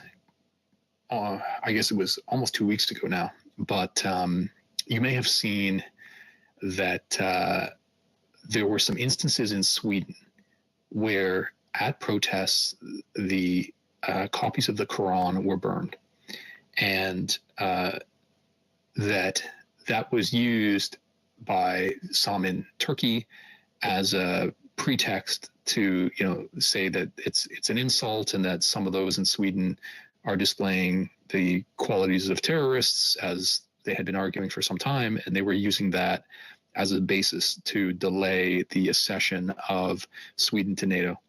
And then some investigations came out that suggested that there were connections and potentially even payment from Russians to the people who held the Quran burning protests, with the idea that Russia may have been instigating that activity in the interests of sort of putting a stick in the spokes, to derail the efforts at Swedish accession to NATO. But further to that, this article in the Nest, again, sixth item back, is that apparently there were other instances now that have been discovered where Russian agents and sort of cyber offensive folks appear to have been posing as Islamists online, so that their attempts at influence in Sweden and neighboring countries wasn't limited to these in-person protests, but to digital interference in internal politics as well. So you may be interested in that. And obviously, because of the religious connection, that's why we've included it here. The seventh item back in the nest, there was a car crash in Moscow about a week ago. Apparently, the car involved was that's primarily used by Patriarch Kirill, who is the head of the Russian Orthodox Church. Sources say that he was not actually in the car at the time, but it was a little bit of intrigue. And then finally, I think, so we have two more. The eighth item back, the Institute for the Study of War noted several instances of the shutdown of evangelical Christian churches in occupied territory as well, a particular instance in Mariupol, and that those of the Study of War have been tracking that as a systematic religious persecution campaign. So if you'd like to follow that, so the conflict is not, so we're trying to draw out the fact that the conflict is not just within the Orthodox churches, but that you have Russia instigating activity to affect Muslim believers. You have them shutting down churches of that are evangelical Christian as well. And so to that end, it's back a ways now, I think maybe the ninth item, but it's a tweet from the Department of State in the US. And they released about 2 weeks ago their International Religious Freedom Report that included some documentation of developments on the religious front in Russia and the effect of Ukraine. So that's by way of overview. I don't know, Jacoby, did you have any last points you wanted to add? Have you had an opportunity to add your item to the nest? No, but I will shortly while we're sitting here talking, and I'll cue the space when it's available. But I appreciate you going through all these updates. Okay, perfect. So I'll look forward to joining your conversation tomorrow about it. So I was hoping to move on to discussion about some of the more current events in Ukraine. I wanted to chat about some of the fallout from the raids into Belgorod, but more broadly, the raids across the border into Russia, as there have been some updates. So you'll see that the first item in the nest is a call that was captured. This is from War Translated. that apparently was from some people who were involved in the attempted defense in Belgorod. And I believe the person recorded is an individual in sort of like a territorial defense unit or like a local militia. And that apparently while they're decently well equipped, they were not well armed. And that when they were aware of the location of the raiders, but that they were having trouble communicating effectively with those who could actually try to repel them. So, this level of confusion in the defenders in Russia was a bit eye-opening.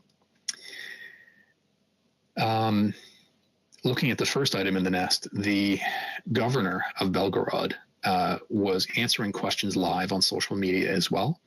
And he expressed a lot of frustration with the government and particularly the Ministry of Defense, saying that, look, I know you constituents have questions, but believe me, I have even more questions than you do. And so taking these together, you can see that the frustration of the governor and sort of the confusion that reigned in the territorial defenders is not a great look. So we already, in previous conversations about the raids, we highlighted who the raiding groups were, and we looked at vehicle losses, the fact that there were several fake claims of vehicle losses, but that there were in fact a few that were lost. And we also looked at, the claims the raiders made, as per the third item in the nest, that they demilitarized a whole motorized rifle company of the Russian armed forces. Some videos are now being released by the raiders, but so far those videos don't seem to evidence this sort of level of success against the Russian army. And so while they took some territory, it's still not clear what their military impact on the ground was, despite it being a significant political coup. Connected with that, there are some further developments. It's hard to understand who some of these groups are and what's motivating them. But looking at the fourth item back in the nest, some others in Russia, these were described as Russian football ultras. And for those who don't know, ultras are meant to be sort of extreme supporters or fans of football clubs, but that they're so ardent for their team that they go out almost expressly to engage in combat, like street fight, with the representatives or the fans of the opposing team. And so some of these groups are strangely well armed. And so this particular group came out and filmed a video here with the Free Russian flag, calling on inhabitants of Belgorod to join the Russian Volunteer Corps. So it's not clear whether these are already people affiliated with the Russian Volunteer Corps who, are trying to present themselves as more connected on the ground, to sort of appear like they are locals, or whether they are in fact locals who are sympathetic to the raiders, which would be quite a significant development. And at the same time, there were also some videos. So this should be the first item that populates up in the nest. There were some videos that came out of large columns of vehicles on the Ukrainian side of the border, just inside the border, traveling around in the days following the raid, suggesting that there were many people associated with these Russian opposition groups, and that they were prepared to make further incursions into Russia in the coming days. So to that end, there have been claims about ongoing raids. So I'll put some of these up if you will just bear with me. Now, I'm not familiar with the specifics of some of these smaller villages where it was claimed that the incursions were taking place. But several of these have been geolocated as being within Russia. And rather like the behind the lines missile strikes, HIMARS strikes, drone strikes, and the like. There have been so many of them that it's almost difficult to keep track of them all, let alone the significance of any particular raid. And so we are going to have to, rely on video shared by the raiders and some of the great groups like Geo-Located, who are collectively trying to verify individual instances of raiding. So these next set of resources should populate into the nest in just a moment. The first of which is a tweet by Eric Toller, and it looks like he's going to be maintaining this as a thread going forward about instances of ongoing raids or explosions over the Russian border. And so just in this thread, he has, bombardments in just over the border in small villages in Belgorod. He has, local reports on Telegram from the villages like Shebekino of artillery strikes coming across the border. There are several villages referred to like Maysky and others. Now, given that a lot of these are being sourced by Eric from Russian social media, some of it may be exaggeration, it may be unconfirmed, which is why we'll have to wait on groups like GeoConfirmed. But it does seem like the volume of cross-border drone strikes, artillery strikes is way up. At the same time, the Ukrainian intelligence came out and said that they had gained some valuable information from the Belgorod raid, but they didn't come out and explain exactly what that valuable information is. But it's interesting to think that besides the political impact of it, that when they're raiding, they may in fact be raiding places that have access to, records, or they may have information on the types of units that are on the front and, their strength, to get a sense of whether units are being brought in to defend the raiders and drawn away from the front line. So I wanted to highlight that idea of there is information value from these as well, beyond just the political of it. Continuing through the nest, looking at the third, fourth, and so on items, I just want to highlight a few of these. So 3 days ago, which would be Thursday, footage came out of a town called Glotovo with raiders posing there. The fourth item back, there was a group who crossed apparently and went into a town called Gokoelva. That is in Kursk Oblast. So these aren't all just happening in Belgorod, right? They're in Kursk and Pskov and a few other of the various regions just across the border. Most recently, just yesterday, the fifth item back in the nest, there was video released of raiders in a town called Sushani.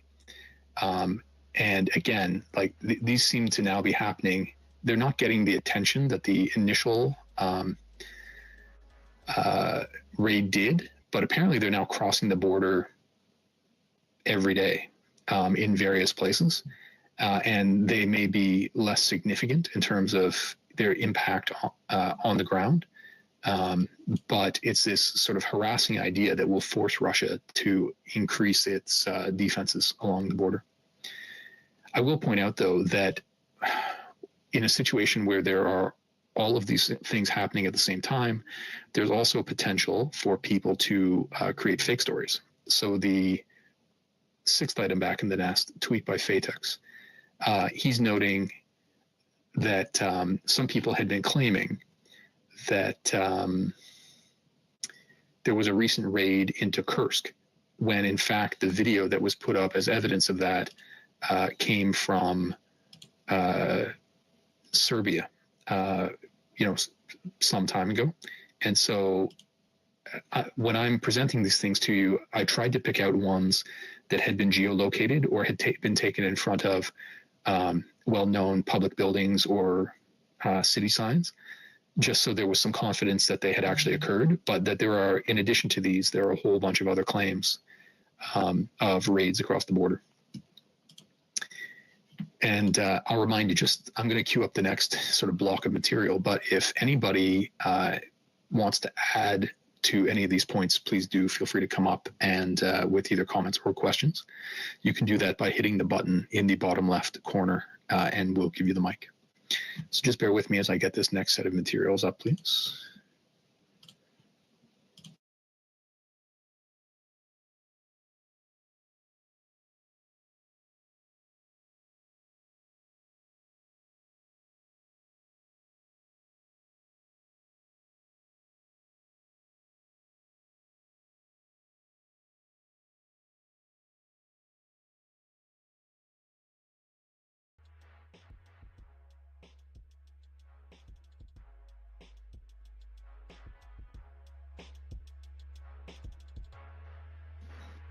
So those items, those new items, actually, go ahead, Jacoby.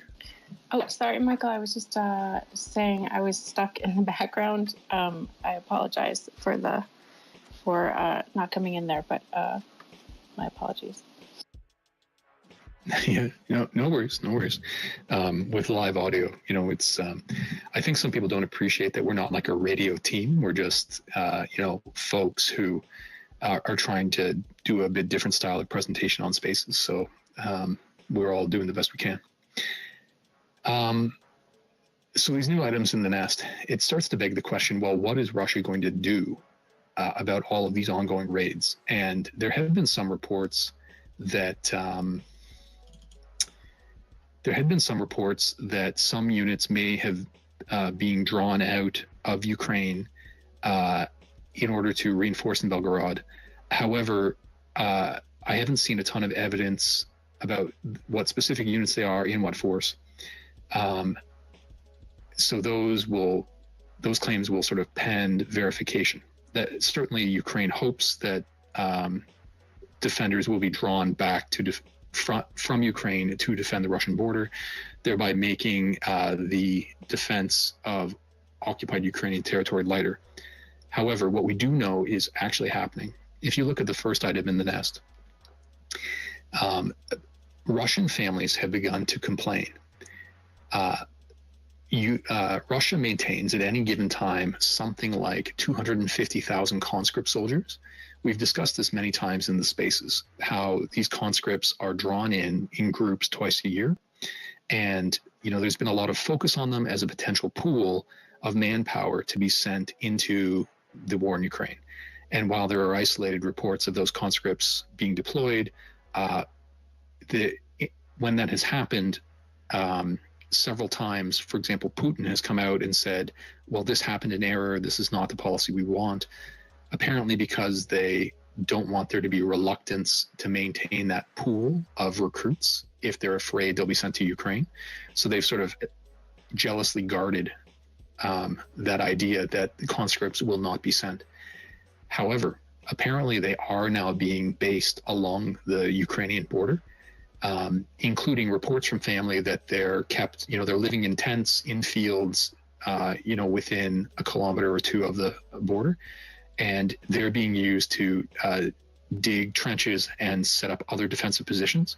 Apparently, as shelling from the Ukrainians across the border has increased, the result is that these conscripts are on this new front line. And there were reports of several of them having been killed. And so the family members of these conscripts are now complaining to Russian authorities saying, they haven't been sent to Ukraine, but the war has come to them, and that hasn't been your policy. So we want you to pull them back. Now, how that plays out politically, we'll just have to see. But I thought that was an interesting development. The second item in the nest, just as we looked at the video a few minutes ago of the claimed Russian ultras trying to get locals to join the raiders, this item in the nest is the opposite, where there are local residents of Belgorod who are saying that they are forming defensive units, but that they don't have the equipment that they need. And they're appealing to the Russian government to provide them with weapons in order to have local militia.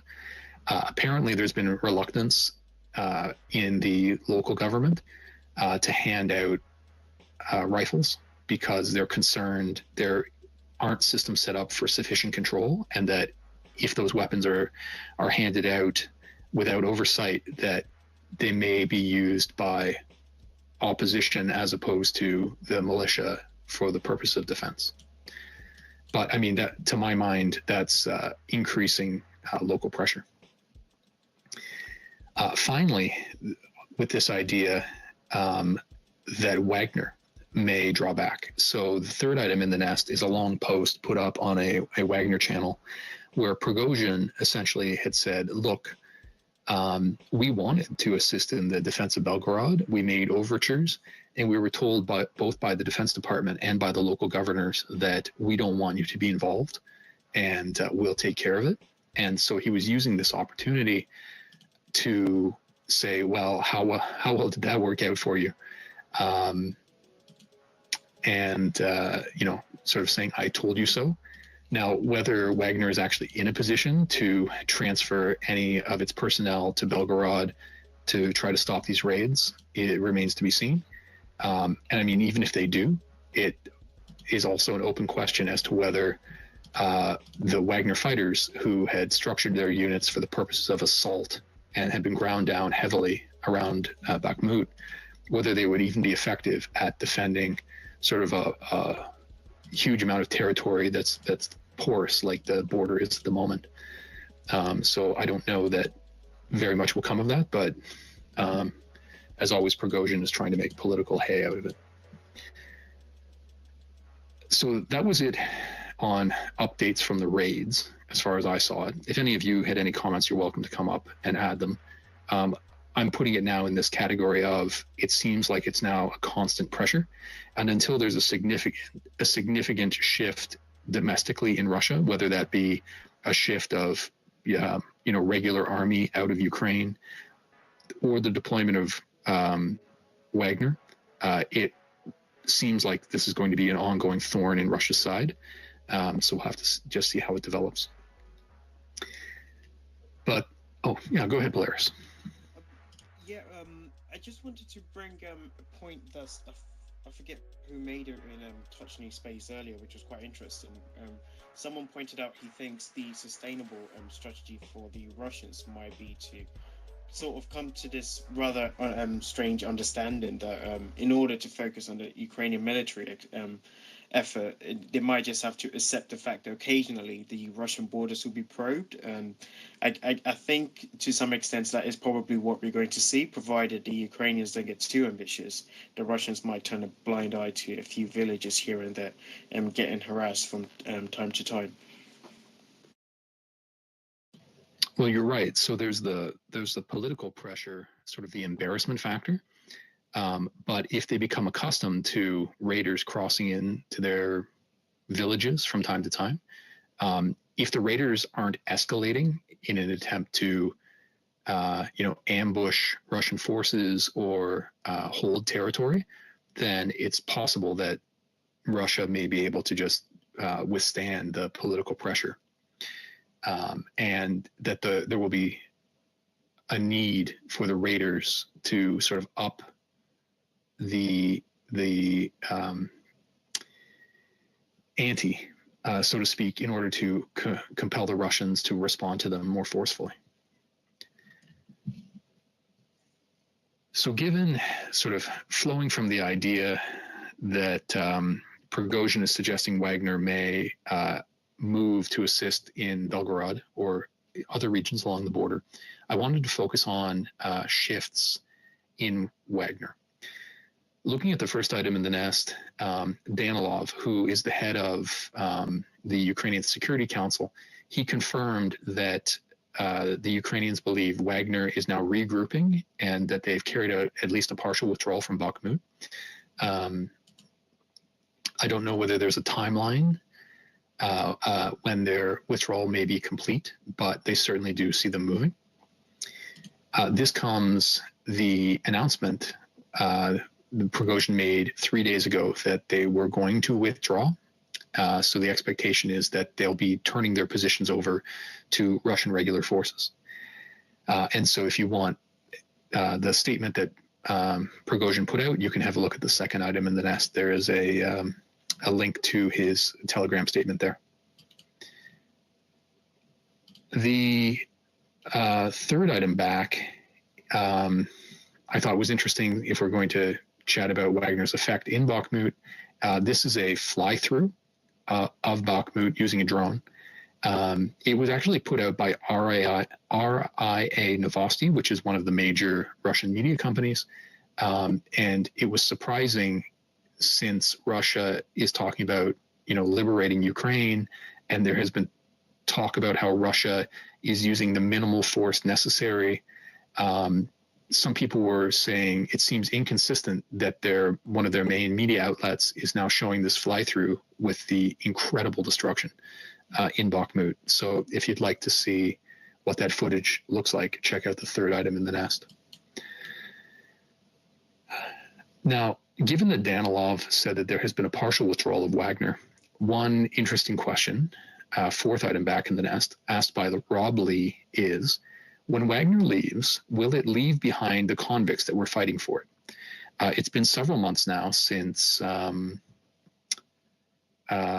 Wagner was permitted to recruit prisoners, which they had been doing solely. But then the regular Russian military has apparently taken over that recruitment stream. And my understanding or reports are that Wagner is no longer allowed to recruit prisoners. Given the incorporation of prisoners into the regular Russian forces, they may be insisting that conscripts who had been fighting for Wagner be left behind in order to continue to defend Bakhmut. So we'll see how that develops. Yeah, go ahead, Jacoby. So I was looking at that that post, and I was curious. I mean, they're suggesting that because they're no longer allowed to recruit people who've been in prisons, that somehow that would mean that they would leave them behind as they retreat, as they remove themselves from Bakhmut. But I'm not really sure how the logic goes there. I mean, just because it's being presumed that they'll be absorbed into the Ministry of Defense units, or because they don't want to take any responsibility for pulling them back along with the other Wagner troops, or what the presumption is there. Yeah, well, it's not clear to me whether it's Wagner doesn't want them or whether it's that positively the regular Russian forces do want them. To be honest, I would suspect both. It may depend on where Prigozhin expects to be involved next. If it were to move some Wagner forces to the border, symbolically to try to protect against the raiders, as we were just discussing, I don't know that Russia would be happy having convicts used as a fighting force within Russia domestically. We haven't seen that happen yet. On the contrary, some have suggested that Wagner is only drawing out its most professional units because they intend to let them recuperate and re-equip. And while they could be redeployed in Ukraine, there has been speculation that some of them may actually be used in other Wagner projects around the world, potentially in Africa as well, although we haven't seen evidence of that happening yet.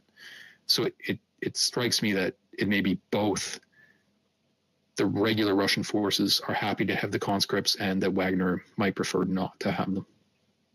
Did you have any thoughts on that? I don't. I was just curious. I was just curious if that was rooted in anything other than just kind of presuming how this was going to go, or what. It was just a question I had in seeing the news item itself. Okay. Exit. Did you want to go ahead? Sure. I know originally when we had heard that they were recruiting Russian convicts, the presumption was that in order to get them to agree to come, they would say, hey, after 6 months of service, you get to essentially go home to your loved ones and you get a full pardon. I've seen one report of that happen, but I haven't really seen anything since that one report. And I was wondering if that was an ongoing process, that we seem to have people actually getting their pardons and heading home, or are most of these recruits just going back in and not really having that opportunity at all? I haven't seen anything on that, and I wondered if anybody else had.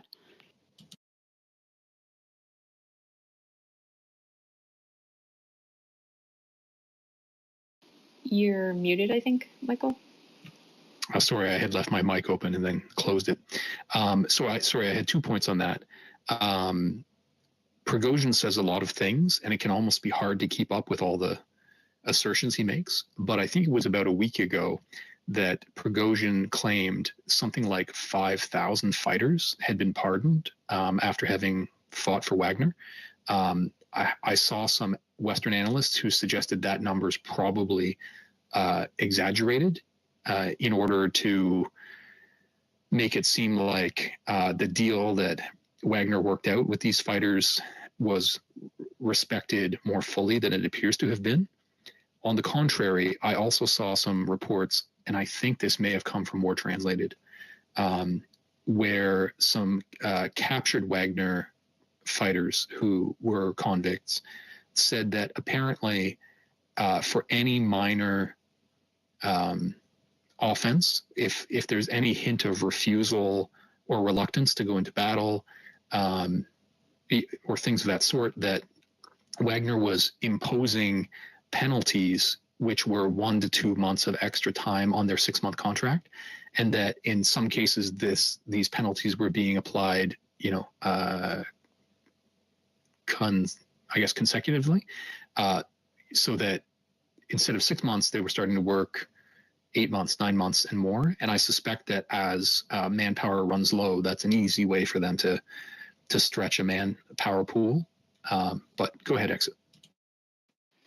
Well, I guess just in terms of estimating the actual size of how many prisoners there might be left in Bakhmut, that begs the question, what is the actual number of people you're talking about? Because between KIA and wounded and possible pardons, or people who have just kind of been officially re-upped despite their best efforts to get out, the actual number of convicts that's actually left in Bakhmut fighting might not be that big a number to begin with. And whether or not they get turned over to the regular army may not be as consequential as some might imagine.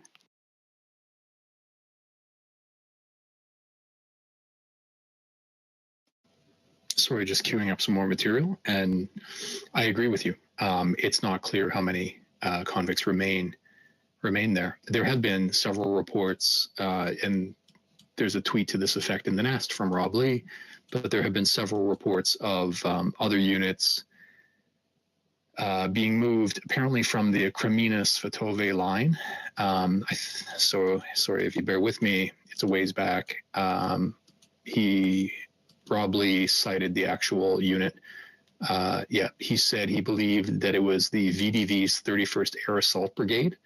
And his basis for believing that unit had been moved to Bakhmut is that there are starting to be death notices coming out from members of that unit killed around Bakhmut. So the assumption is that they're all being shifted around. And that's the sort of, OSINT thing where paying attention to death notices revealing the location of troops, particularly where it's an important rotation, like switching to a defensive posture in Bakhmut. That's a really interesting use case by Rob. So this next block of updates, I wanted to talk about the speculation about where Wagner might go next. And so the first item in the Nest is pretty funny. It's a thread by Chris, but he is just translating some work done by Verstka, which is a Russian language outlet. And there was a video interview given by Prigozhin. And it was apparently done in one of their offices. And in the background is a map that has a whole bunch of pins in it, including a lot of pins in Africa. And the pins were different colors. And so Verstka took stills from this video and sort of clarified the image as much as possible and noted the colors of the pins and what country they were in, and were able to say, oh, well, the white pins appear to correspond to military activity by Wagner.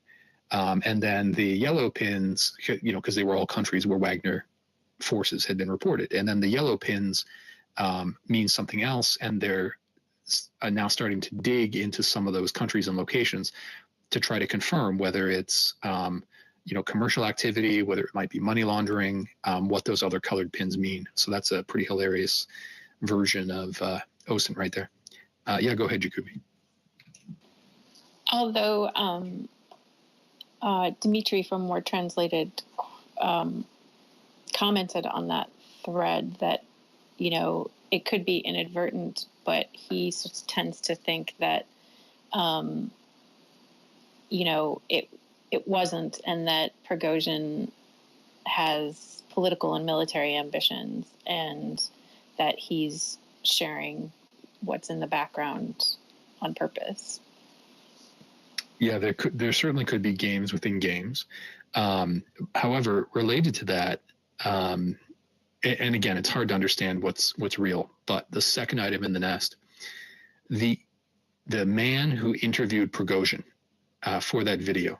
Now, it's not necessarily related to the map that we just talked about, because in that same video, Prigozhin was highly critical of the Russian Ministry of Defense, and he continued, he escalated his line of criticism. Now, whether it was related to the map or whether it was related to giving Prigozhin so much airtime on television media, the interviewer was apparently fired the next day. And he claims that his employer told him explicitly, it was because of your interview with Prigozhin. Now, the news outlet denies that, and they say, no, we already had an arrangement where he was going to be leaving us anyway. And maybe he's just trying to make PR for wherever he goes next. But that's his claim. So that's an interesting one on the political side. Yep, go ahead.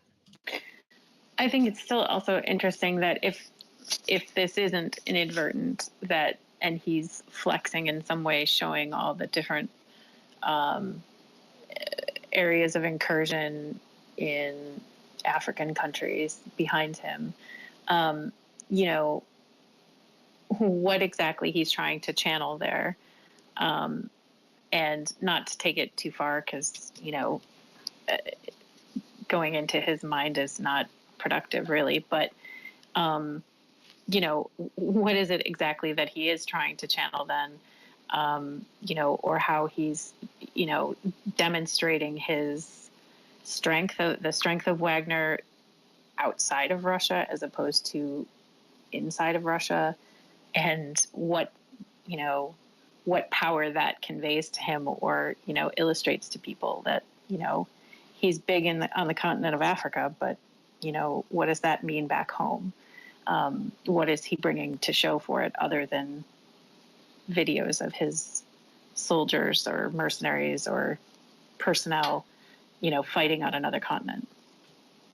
Right. And so, in fact, the next block of updates are really just about the politics of Prigozhin, because there have been interesting developments there. We'll get to that in just a moment. I'll run through the remaining 2 or 3 points, and then we'll be on that subject. Just as a note, Jacoby, if you wouldn't mind, if you have a moment and can start deleting a couple of the items in the nest, just because I'm going to keep loading it, that would be great. Thank you.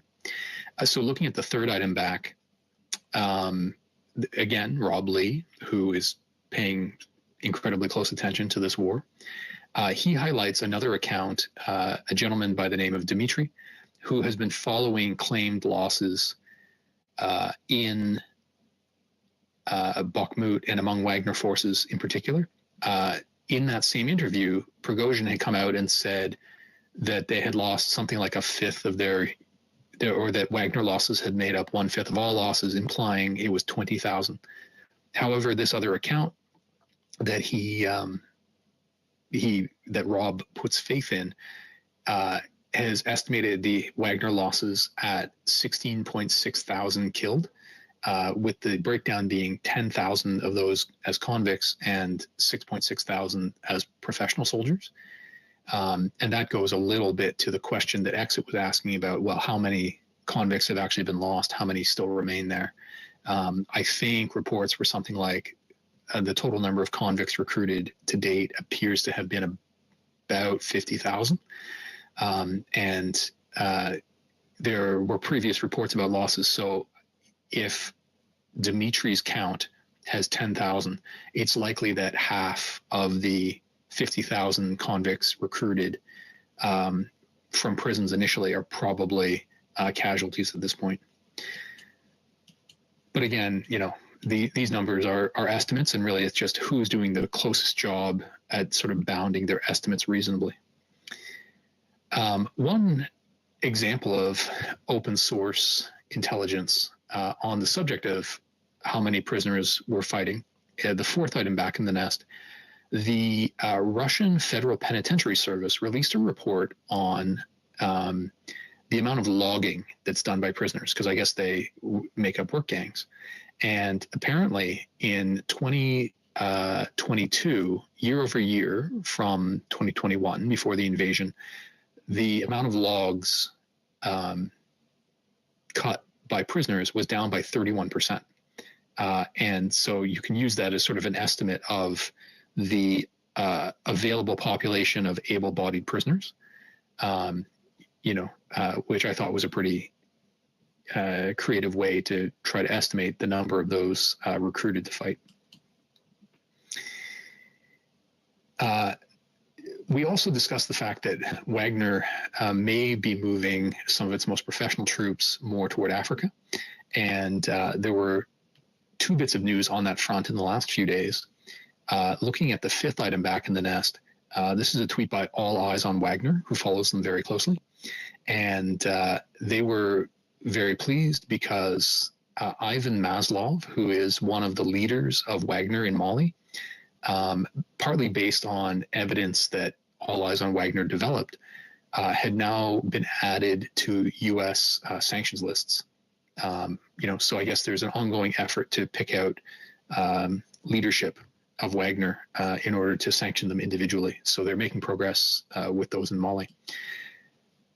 Finally, there was one more point. I may have missed uploading it. I'll try and put it up now. But there was also a report from the U.S. government, so it should populate at the front of the nest in just a moment. It's a tweet by Marcel Plichta, who does OSINT work here on Twitter. There was a report from the U.S. government saying they have intelligence that Wagner is attempting to obtain weaponry from Africa via its operations in Mali. So they're trying to buy up weapons there through people based in Mali, and then they would send them back for use in Ukraine. Apparently, the United States believes that no weapons have actually been sent in that way, but it is an interesting potential development. And the fact that they made that statement, the U.S. government came out and made that statement just after having sanctioned the head of Wagner in Mali, suggests that those two things might be related. Okay, I'm going to move on to a block on the politics of Prigozhin, because there have been some interesting developments on that front. These will populate in just a moment.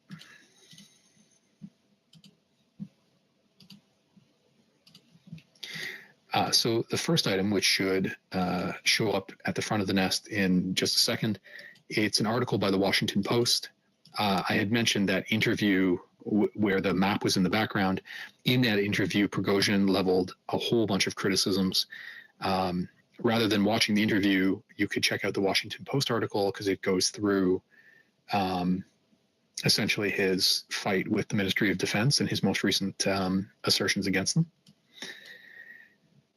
As a result, or I get maybe in connection with that, there has been speculation about Prigozhin was in Bakhmut. He filmed a bunch of videos at various monuments in the town. There was speculation at certain points that people had geolocated where he was likely to be staying in Bakhmut. And people were saying, well, why weren't there more attempts by the Ukrainians to hit Prigozhin? And I guess the theory was being floated that maybe the Ukrainians were happy to have Prigozhin continue to be a thorn in the Kremlin side. There was also the story that came out that said that Prigozhin had made an offer to reveal the locations of certain Russian units in exchange for Ukraine withdrawing from Bakhmut. So that was potentially, hugely embarrassing. Maybe the Ukrainians wanted to play that angle, and so they didn't take opportunities presented to them. But in an interview with Ukrainian intelligence official, it's the second item in the nest. It's links to the German newspaper Welt. It's in German, so you have to get Google to translate it. But in there, the Ukrainian intelligence official claims that no, Prigozhin is definitely a target of the Ukrainians, and that they were actively pursuing means to take him off the battlefield, which kind of puts those rumors that he was not a target to bed, at least in my mind. The third item back is a video just released yesterday of Igor Girkin, who's a regular commentator on the war. He is, of course, he's not a good guy. He was a Russian commander in the Donbass following the 2014 invasion, but he's been, he's popular to translate because he has been highly critical of the Russian approach. And in this video that's in the nest, he essentially argues that Prigozhin is preparing for a coup in Russia, and he thinks that he's amazed that Prigozhin is allowed to say the things that he does about the Russian Ministry of Defense, and that he thinks this is the dangerous moment where Wagner may be withdrawn from Bakhmut and have a bunch of free and available fighters. So again, we can't take his political analysis too seriously, but the idea is floating around out there. However, it seems like similar ideas are on a lot of people's minds. If you have a look at the fourth item in the nest, Matthew Luxmore, who writes for the Wall Street Journal, he's retweeted, and I've seen several people put up photos of apparently campaign posters for Prigozhin for president that have been appearing in several cities. And then Matthew Luxmore notes that in addition to these posters that are going up, there's now a website that's been set up, which is p2024.site. Now, I wouldn't recommend visiting that site because who knows if it's being used for, cyber watering hole purposes.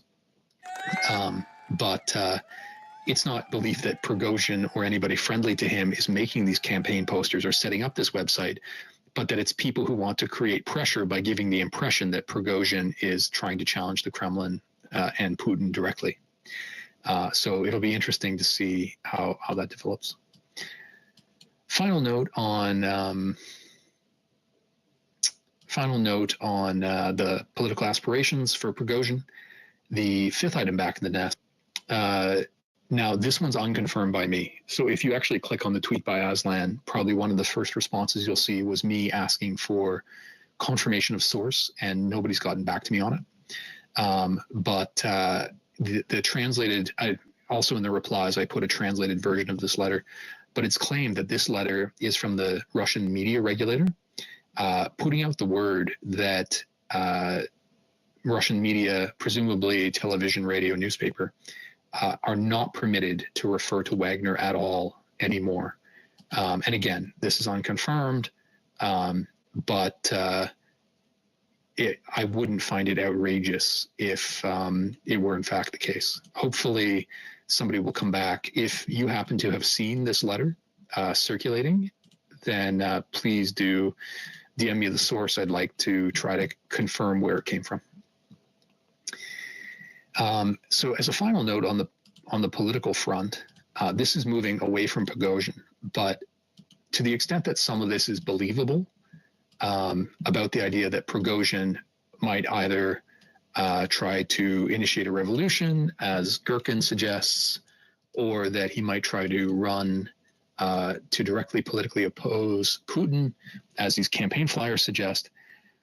There has been a lot of analysis lately with people saying Putin is just inactive. He's not doing anything. So I wanted to point out a couple of those to you. So the first is an article from, it's the first item in the nest now.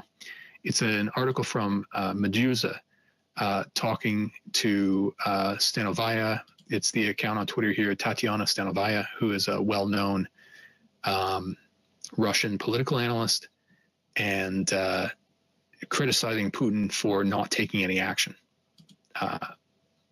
Related to that, the second item in the nest is a similar article by the New York Times, where they say that Putin barely notes the war in public, and he acts like he has all the time in the world, or that time is on his side, but that he is almost seeming like a commander-in-chief in absentia. And so a bunch of political analysts seem to be reaching this same conclusion, making the same observation. And then the third item back in the nest is actually a tweet from Tatiana herself, who elaborates on this idea that Putin isn't taking any action. And she suggests that Putin just may not be able to make decisions that he believes are difficult. So it may partly be decision-making paralysis.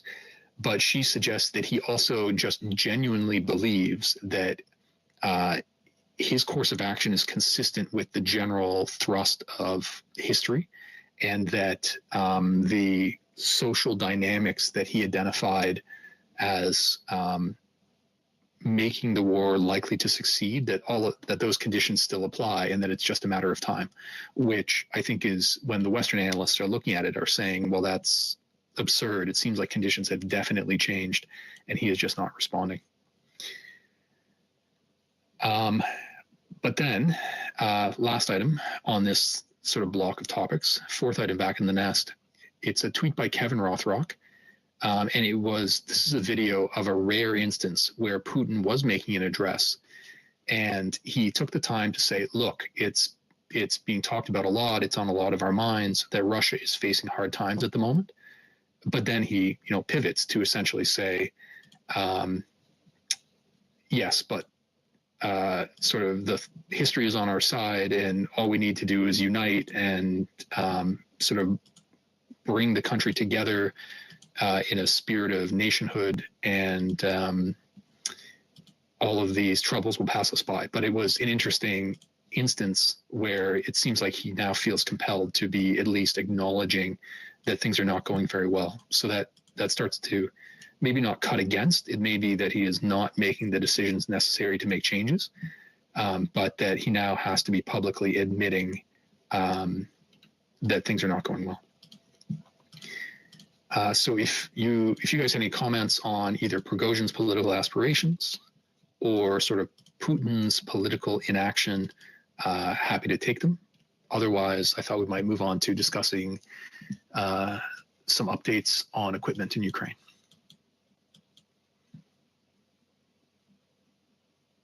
Okay, I'll just keep going.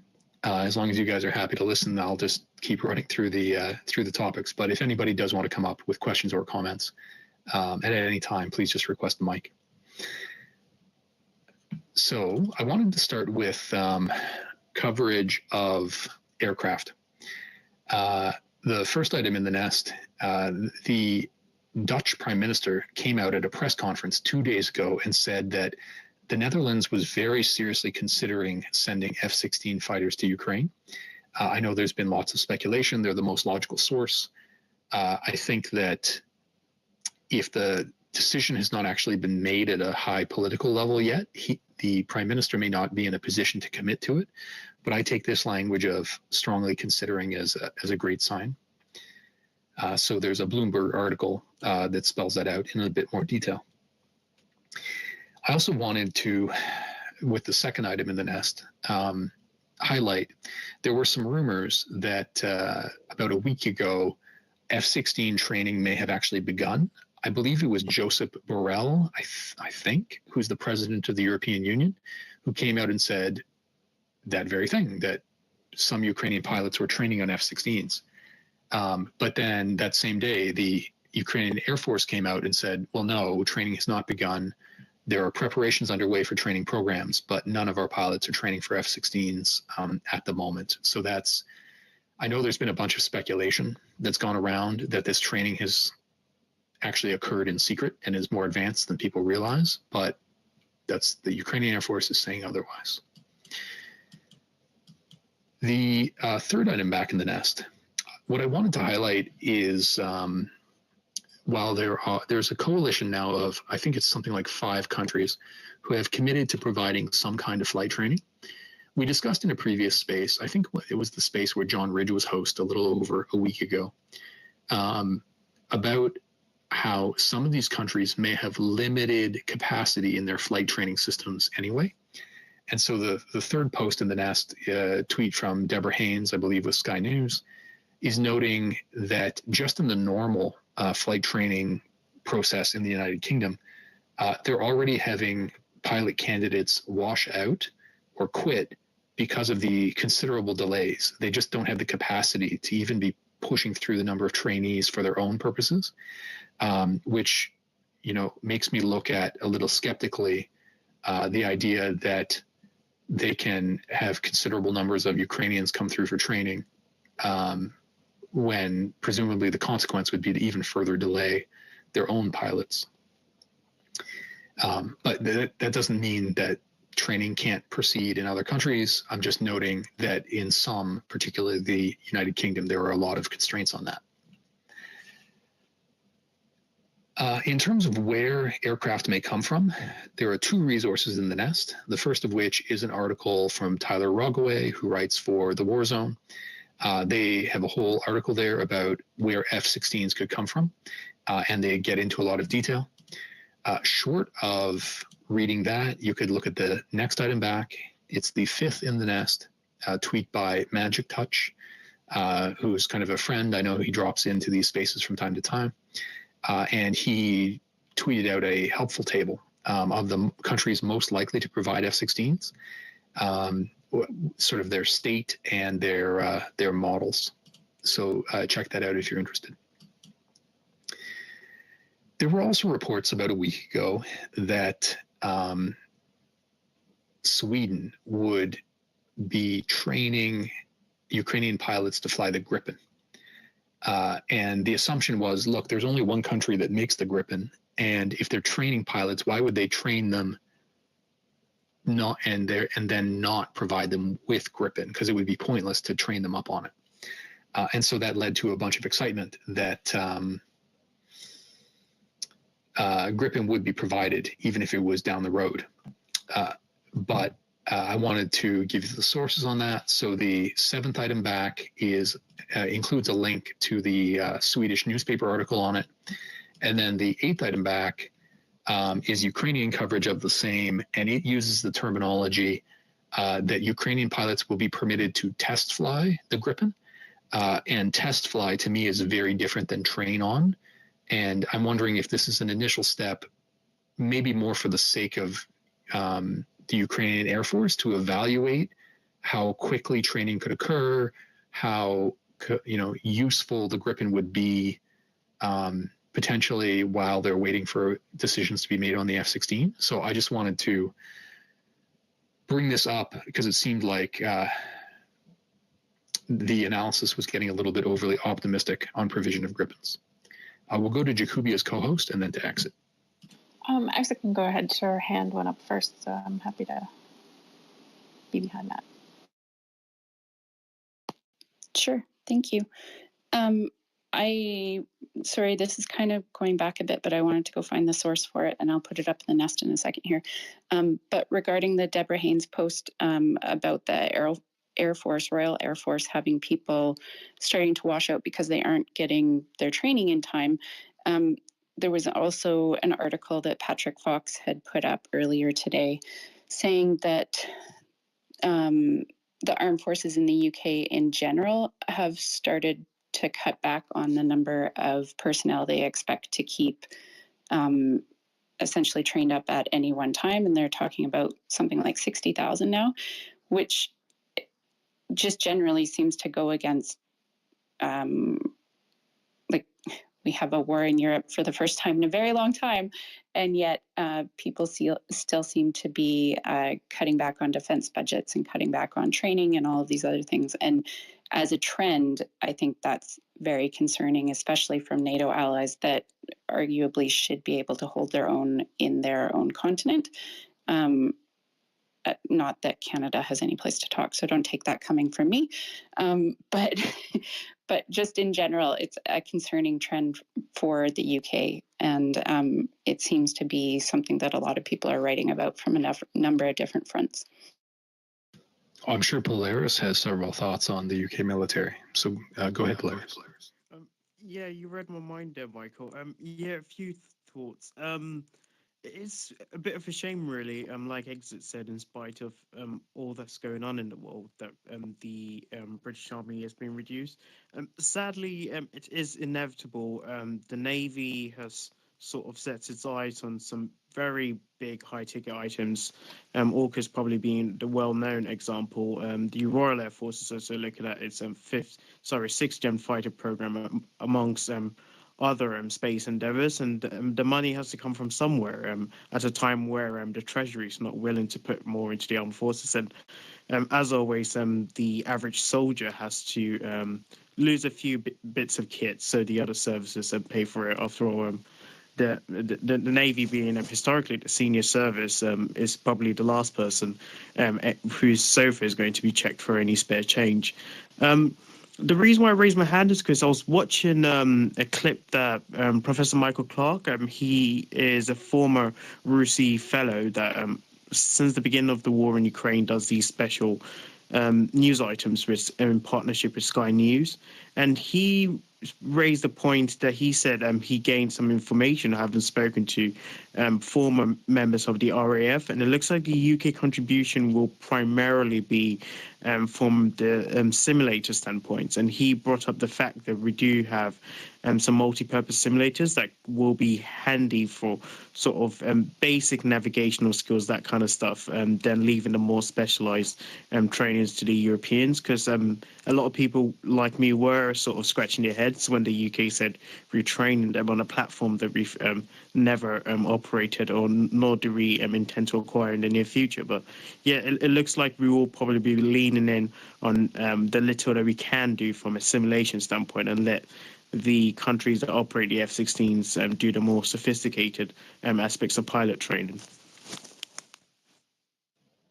Well, that's interesting. I wonder, when we see the Sky News reports that there's already bottlenecks in existing training, are those bottlenecks not at the simulator stage, so that there may actually be extra simulator time, meaning that Ukrainian use of simulator would not interfere with UK training? Do you have any insight into that? I have only been following two major issues with RAF training. One has to do with the company's name escapes me, but there was a third-party firm that the RAF had a contract with to provide aggressor services. Essentially, these are teams of highly trained pilots that can mimic the combat practices of foreign countries to give your pilots realistic training experience. I know that contract has been renegotiated, so that's solved. And then I believe it's Martin Baker. They are a company that manufactures... what's the word for it? What do you call the system that lets you jettison the seats from an aircraft? The name escapes me again. The ejection seat. Yeah, there we go. That's the word, ejection seats. Yeah, they are the company that manufactures ejection seats for the Hawks, which is one of the RAF's training aircraft. And they had found a defect that caused a wide range of Western jets to have to sort of stop being flown for a period of time. So that's being resolved. Those two, to my knowledge, are the main major bottlenecks with the UK training. I'm just frantically scrolling through Twitter now because I know we have come to a formal agreement with a Western European country to send a small cadre of pilots over to their training pipeline. Just going to try and confirm what country that is. Sure. Whenever you get those details, feel free to come back in. I'm not sure how long. It may take you a moment or two. In the meantime, I'll just continue through some materials. I see that Exit has shared in the nest that tweet by Patrick Fox that she referred to about the overall staffing levels in the British Armed Forces. So the next section I wanted to talk about was the provision of long-range missiles, because there have been a couple of developments. Starting with the second item back in the nest, it's now become public that Ukraine has officially asked Germany if they would provide their Taurus cruise missiles to Ukraine. Apparently, Germany is often thinking about this. I don't think they've issued a response yet. There's a link in that tweet to the news article in German in the ZIT. I think they're a news magazine. If you wanted some background on what the Taurus is, we did have a brief conversation with John Ridge a little over a week ago, but you can have a look. The third item back in the nest, it's a tweet by Fabian Hoffman, and Fabian is as a doctoral research fellow in defense policy in Oslo, and he's written some really insightful threads. Often he'll write in English, but in this case, he'll have to translate his tweets. But he essentially goes into the technical aspects of the Taurus, and I thought it was pretty informative. One interesting detail, in addition, if you have a look at the fourth item back in the nest, people had been asking about the Taurus, but they had noted that it's quite a large missile, and that the MiG-29s that Ukraine has at the moment, that they have been mating existing weapons like the HARM and the Storm Shadow 2, it may actually be too small an aircraft to carry these Taurus missiles. And so that fourth item back has a link to a defense industry website where it talks about a slightly different version that's being developed, and it's been under development for a few years. Whereas the Taurus is the KEPD-350. This is a slight variant on it. It's the K-2 variant. That apparently what they do is there are a couple of different fuel tanks inside the missile. And this variant, they just take one of those fuel tanks out that shortens its length by a fair bit and considerably reduces weight at the expense of range. And they were doing that, I think it was for Korean customers. And it's believed that that smaller version would be more compatible with MiGs. It's just not clear whether there are very many in production. But for the sort of missile nerds among you, I thought you'd appreciate that detail. In slightly different news, on the long-range front, the fifth item back in the nest, the Helsinki Commission, which is a U.S. congressional commission that works in cooperation with European allies, and they've been staunch supporters of Ukraine. They wrote a letter to the White House calling on them to transfer ATACMS to Ukraine. I think this is the first call by U.S. politicians so publicly for ATACMS. There may have been individual congressmen who have supported it, but having this commission focus on it next, I think, is important. It was the same Helsinki Commission that most of the members of which signed a letter requesting transfer of F-16 a few months ago. And while the U.S. hasn't committed yet to providing F-16, they have committed to training and endorsed the transfer by other allies of F-16 to Ukraine. So it seems like the pressure from this commission has contributed to changing minds on weapons in the past. So this may be good news regarding ATACMS. We'll go to Polaris because he may have an update on his last point, and then to Jacoby. Yes, so I just had a quick look online. We did sign an agreement with the Italians for the training of Typhoon pilots, but since we are both acquiring the F-35s, granted, we are acquiring different variants. I wouldn't be surprised if the training regime, should it prove to be successful, was expanded to that platform as well. This was on the 23rd of May. If anyone's interested, you can have a look online for the full memorandum of understanding. Great. So that memorandum of understanding from May 23rd, in case people are interested. Go ahead, Jacoby. I'm always interested in the discussion of whether or not, the U.S. is going to provide ATACMS, because as I recall from previous times of people raising this as a possibility, that that munition is relatively scarce in number and very expensive. And I'm wondering if that situation may have changed over time, that now that there may be more of these, or if indeed it remains the case that there are not a large number of these of these munitions, and that while people want to see them in theater, it remains as unlikely now as it has in the past. And I certainly don't want to belabor the discussion of it, but I'm just curious because I hear it brought up from time to time that this would be the perfect thing to send over there, but it's not realistic. So on the question of supply, it's a shame that there's a friend of ours, Dr. Paul DeSantis, who follows the contracting on this quite closely. My understanding is that there are a lot more. There's a lot more production capacity that is online, as in there are currently plans to upgrade production capacity considerably, that has been supported by significant commitments to purchase ATACMS munitions.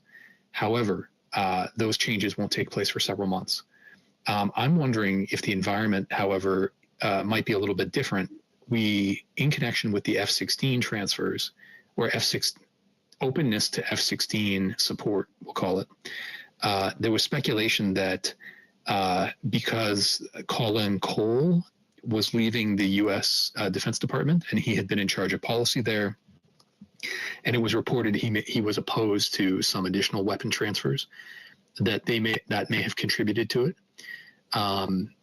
There was also the suggestion that I think is Jake Sullivan, who's the national security advisor, and that perhaps his influence on a lighter degree of support for Ukraine may also be waning. So I think that the argument that there aren't enough is perhaps a question of what scenario are you imagining will occur to evaluate what is enough. There was an article in, I think it was the Washington Post just the other day, or no, excuse me, it was in Foreign Policy magazine. It was, if you go to the reporter Jack Detch, he tweeted it out, where he was saying that the U.S. is holding some of its inventory out of concern that it may need these missiles if it gets into a war directly with Russia. And some politicians are arguing, well, it's silly to keep that as the war plan because Russia's military is already being heavily degraded by the Ukrainians. So why hold these for American use against the Russians when they could be used against the Russians by the Ukrainians? So I think that those factors all come into it, sort of the individual identity, the individual advisors to the administration, plus the assumptions that go into war planning, all of which there seems to be a lot of inertia on. But these are conversations we had 2 or 3 months ago. I remember having this conversation with Patrick Fox in a space, suggesting that I was asking him how long would it take to change war plans. And he basically said, look, it's a very slow process, but he couldn't put a number on it. So hopefully there's been enough movement in the background that to the extent that's one of the remaining hurdles, that it can be overcome. In the absence of any more comments, although I welcome any comments or questions. Okay, yeah, go ahead, Jacoby.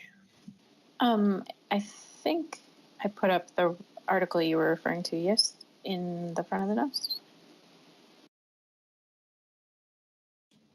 probably. I'll check it out in just a moment. Go ahead, Polaris. Yeah, I just wanted to put the spotlight on a small unsung hero of sorts. As a lot of the discussion naturally focuses on the things that makes other stuff explode on the other end of the front lines, if you will. I think the ADM 160 mold, the miniature air-launched decoy, which the US at some point gave to the Ukrainians without explicitly saying they had, is probably proven to be a bit more decisive than most are aware. It is essentially a cruise missile without a warhead that has a special payload that allows it to cause multiple cruise missiles or aircraft to appear on the radar screen, and is able to maneuver to further sell the false impression. It's the modern equivalent of the Trojan horse, if you will. Definitely worth reading an interesting capability.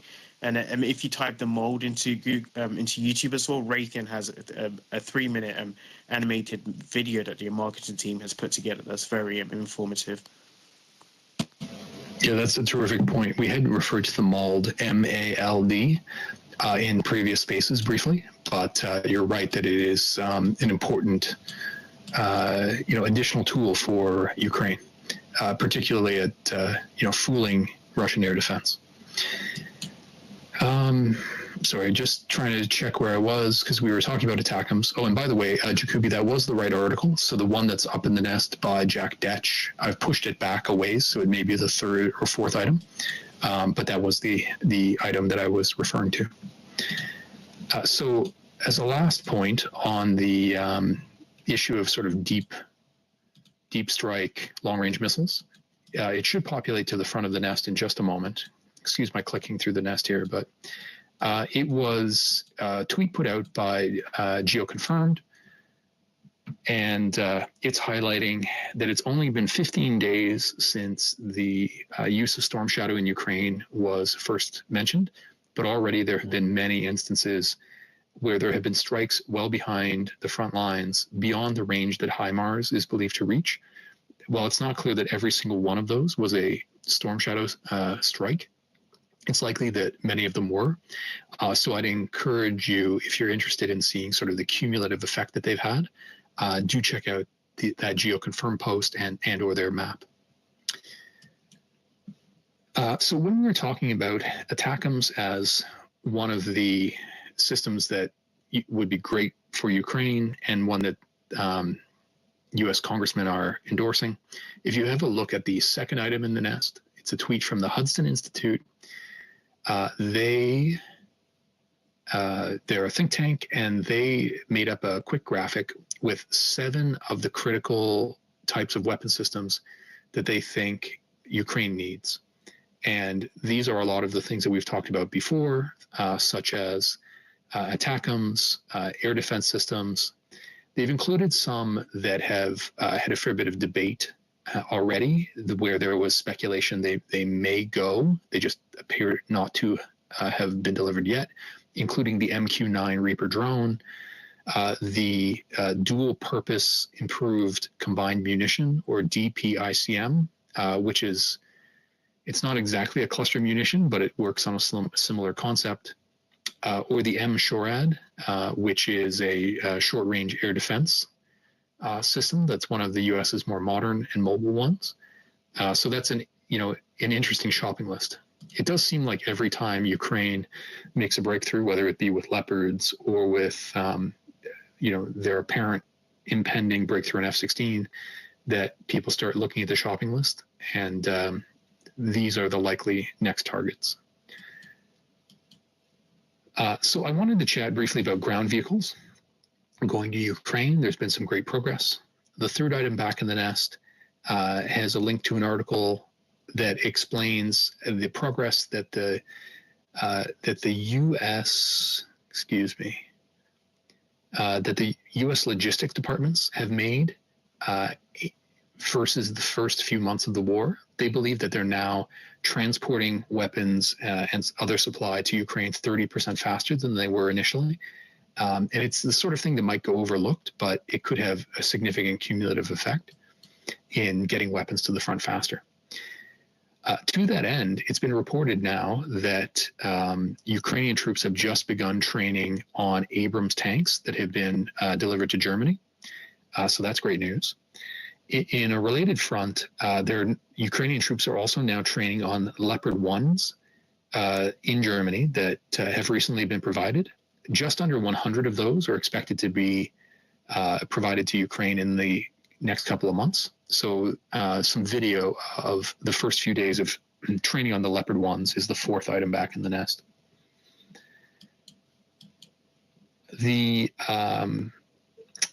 On the tank front, looking at it's actually the sixth item back now, but there was an announcement 3 days ago that the Swiss government has now approved the sale of 25 Leopard 2 tanks to Germany. Switzerland has been reluctant to provide any lethal equipment directly to Ukraine, and they've been slow rolling any changes to their laws to permit that to happen. There was quite a debate over whether they could backfill other countries, and so this is a fairly significant breakthrough for Switzerland to be providing Leopard 2s to Germany, so that Germany feels that it's more able to provide Leopards onto Ukraine. So the effect is similar to these tanks being provided to Ukraine, but there's a cutout in the form of Germany.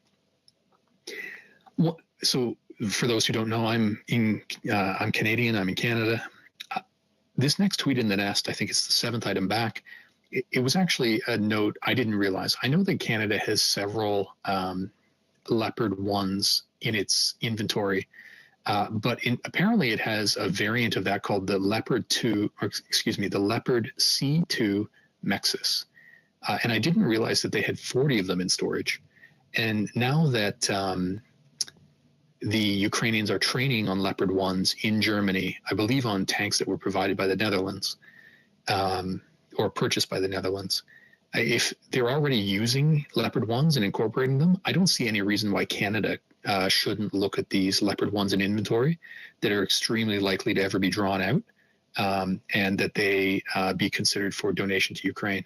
If anybody listening has more details on these particular tanks and what state they're in, or whether there's any reason Canada could not give them up, let me know. Otherwise, I'll start writing letters to my members of Parliament, try and get it to happen. So two more stories on just general equipment updates. Looking at, I think it's the eighth item back in the nest. Interestingly, publication in Ukrainian media about the fact that Ukraine has decided to create its own Marine Corps, which is interesting news.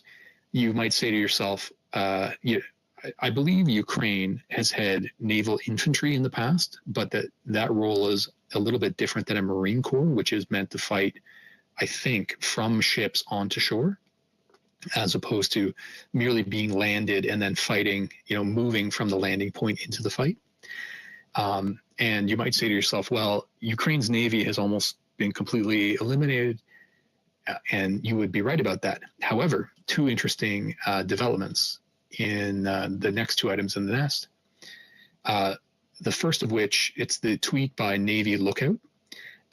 There were two patrol boats that were built for Ukraine in France. And then this is interesting because there's been a lot of debate about could we get warships to Ukraine, given that the Turkish Straits have some limitations on what ships will be permitted through under the Montreux Convention. And the way that Ukraine has received these ships is they actually they're small enough that they were loaded onto a larger cargo ship and then sent through.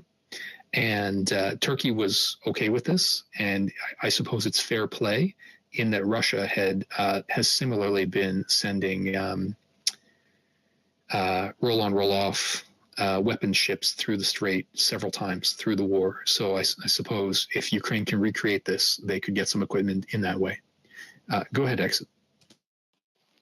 Yeah, this story is really exciting. There was a whole bunch of confusion when it first came out because people, as you said, brought up the Montreux Convention. Russia has a group of ships that all go by the name Sparta. If you follow Yorick, you will see him post pictures of them very regularly. In fact, one of the Sparta ships was just loaded in Russia, was on its way back to, it was unloaded in Russia, was on its way back to Syria, and has actually broken down. I think it's just through the strait, the Bosphorus Strait. And so regardless, they have been moving equipment back and forth between Syria and Russia on these Sparta ships for the entirety of the war. And like, we're talking like 2 to 3 shipments every month at least, and sometimes more than that. So they kind of set the precedent for this to actually happen. There isn't a lot of explanation of exactly how they will get those ships off of that particular transit ship, commercial transit ship, and into Ukraine. But when I was talking to Smog, he said that they're small enough you probably could just put them on a flatbed, like a semi-flatbed, and you'd be able to just truck them in, and they'd be very easily moved.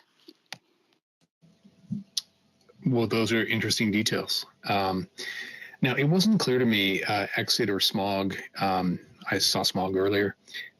If you have a look at the, where is it?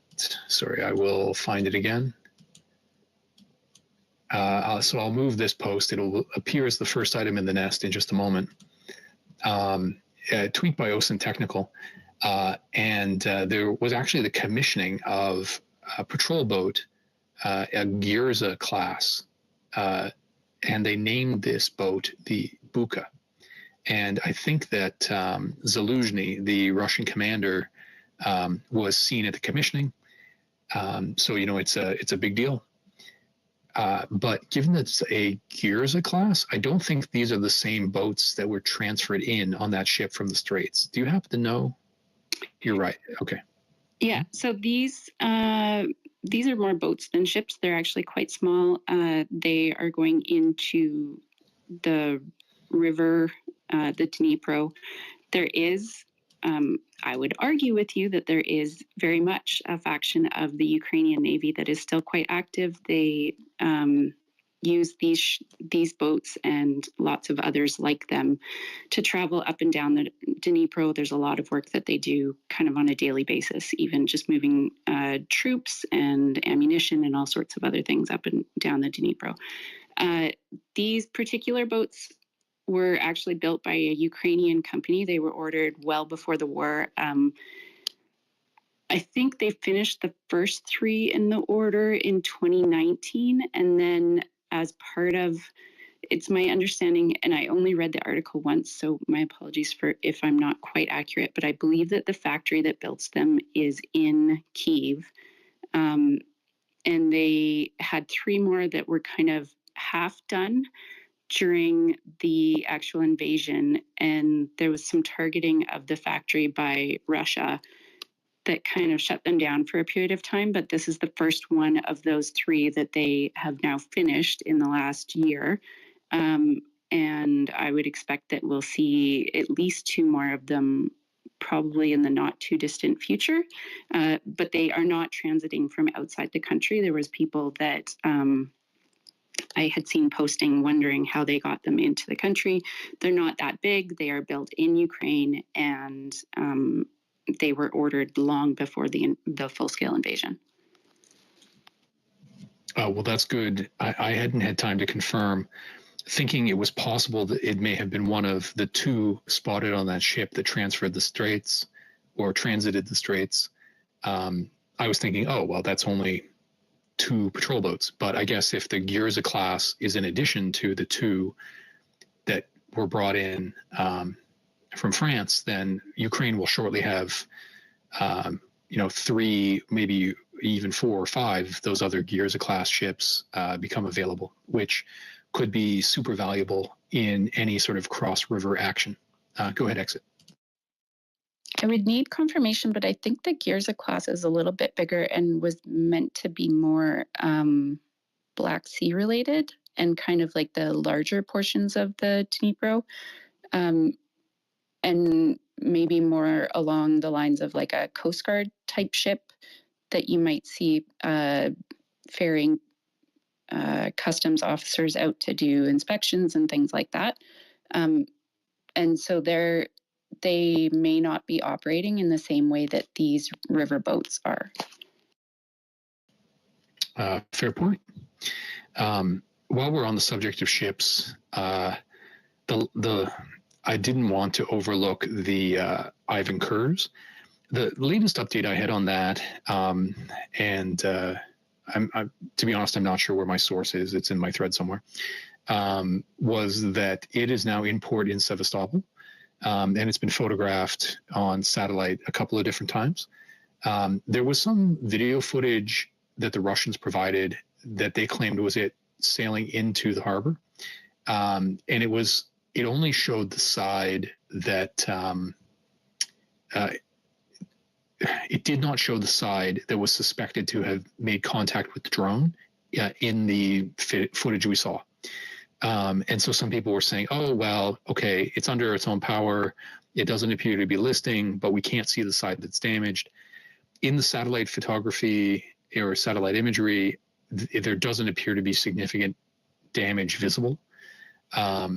And so there was a tweet from Covert Shores, H.I. Sutton, who's one of the major experts here on Twitter on this front, with his theory, including the possibility that in that footage of the drone making contact, we don't see the detonation, and it's possible that it didn't fuse or it didn't detonate properly, meaning that there was minimal damage to that ship.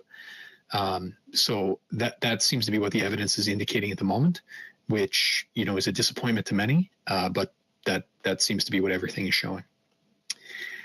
In the last block, because I do try to run our conversations for about 3 hours, so I'll move on to the last block. What that means is that, as is often the case, some material on economics and diplomacy we won't get to. Maybe I'll have to hold a pop-up space a la Jacoby's religion space one day this week, sort of out of consequence, so that the material, out of the normal order of things, so that the material doesn't stale date, because I think it's pretty interesting. This last block is about drone warfare, in that I had organized it to talk about the jets, the long-range missiles, the ground equipment, and so now onto drones.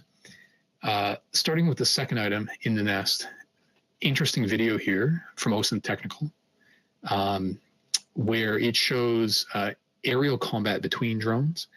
And there's been much discussion about the use of Iranian drones, for example, and their low cost relative to the air defense missiles that are sometimes used to intercept them. This is a smaller scale example of a similar problem where apparently a Russian DJI drone that costs $10,000 is struck by a Ukrainian first-person view FPV drone that reportedly only costs $400. So it's that same, economic fight that's now developing in drone warfare that I hadn't seen before. So I thought that one was interesting. Jacoby, go ahead.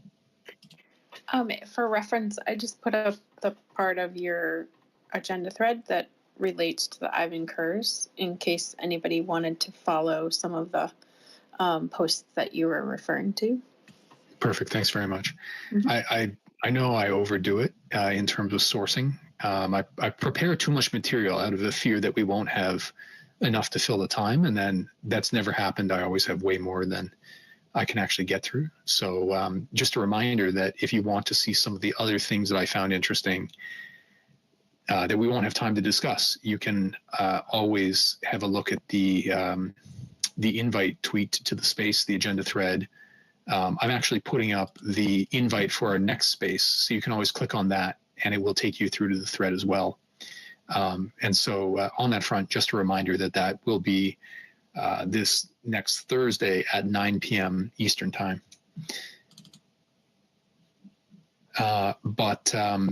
So in addition to this idea in the OSINT technical tweet about 10,000 drone being taken out by a $400 drone, there was an analysis done by Vladimir Protsenko, who writes for Forbes Ukraine. He's a interesting guy.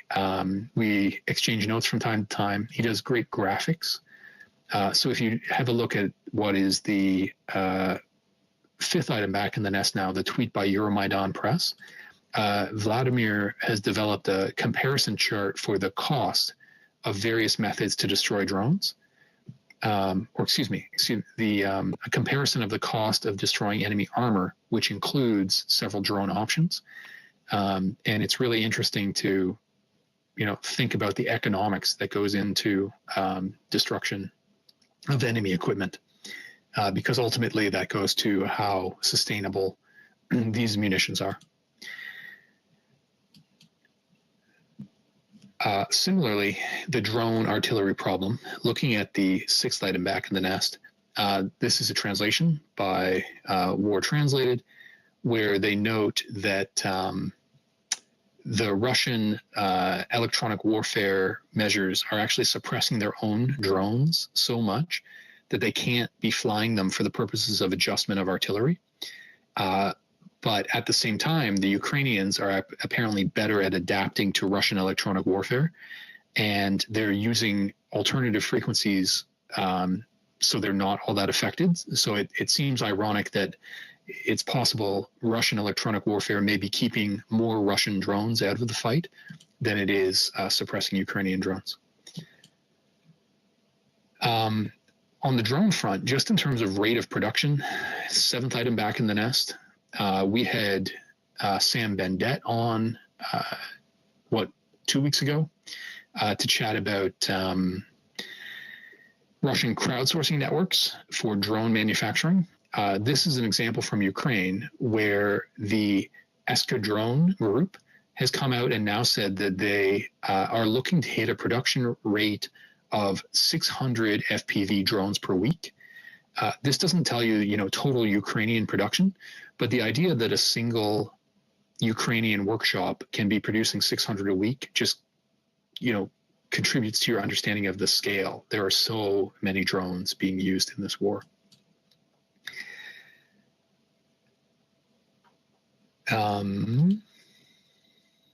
Oh yes.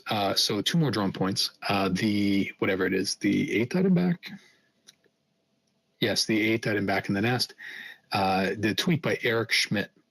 The New York Times came out this week and a little bit controversially asserted that it was the Ukrainians who were responsible for the drone attack on the Kremlin about 3 weeks ago.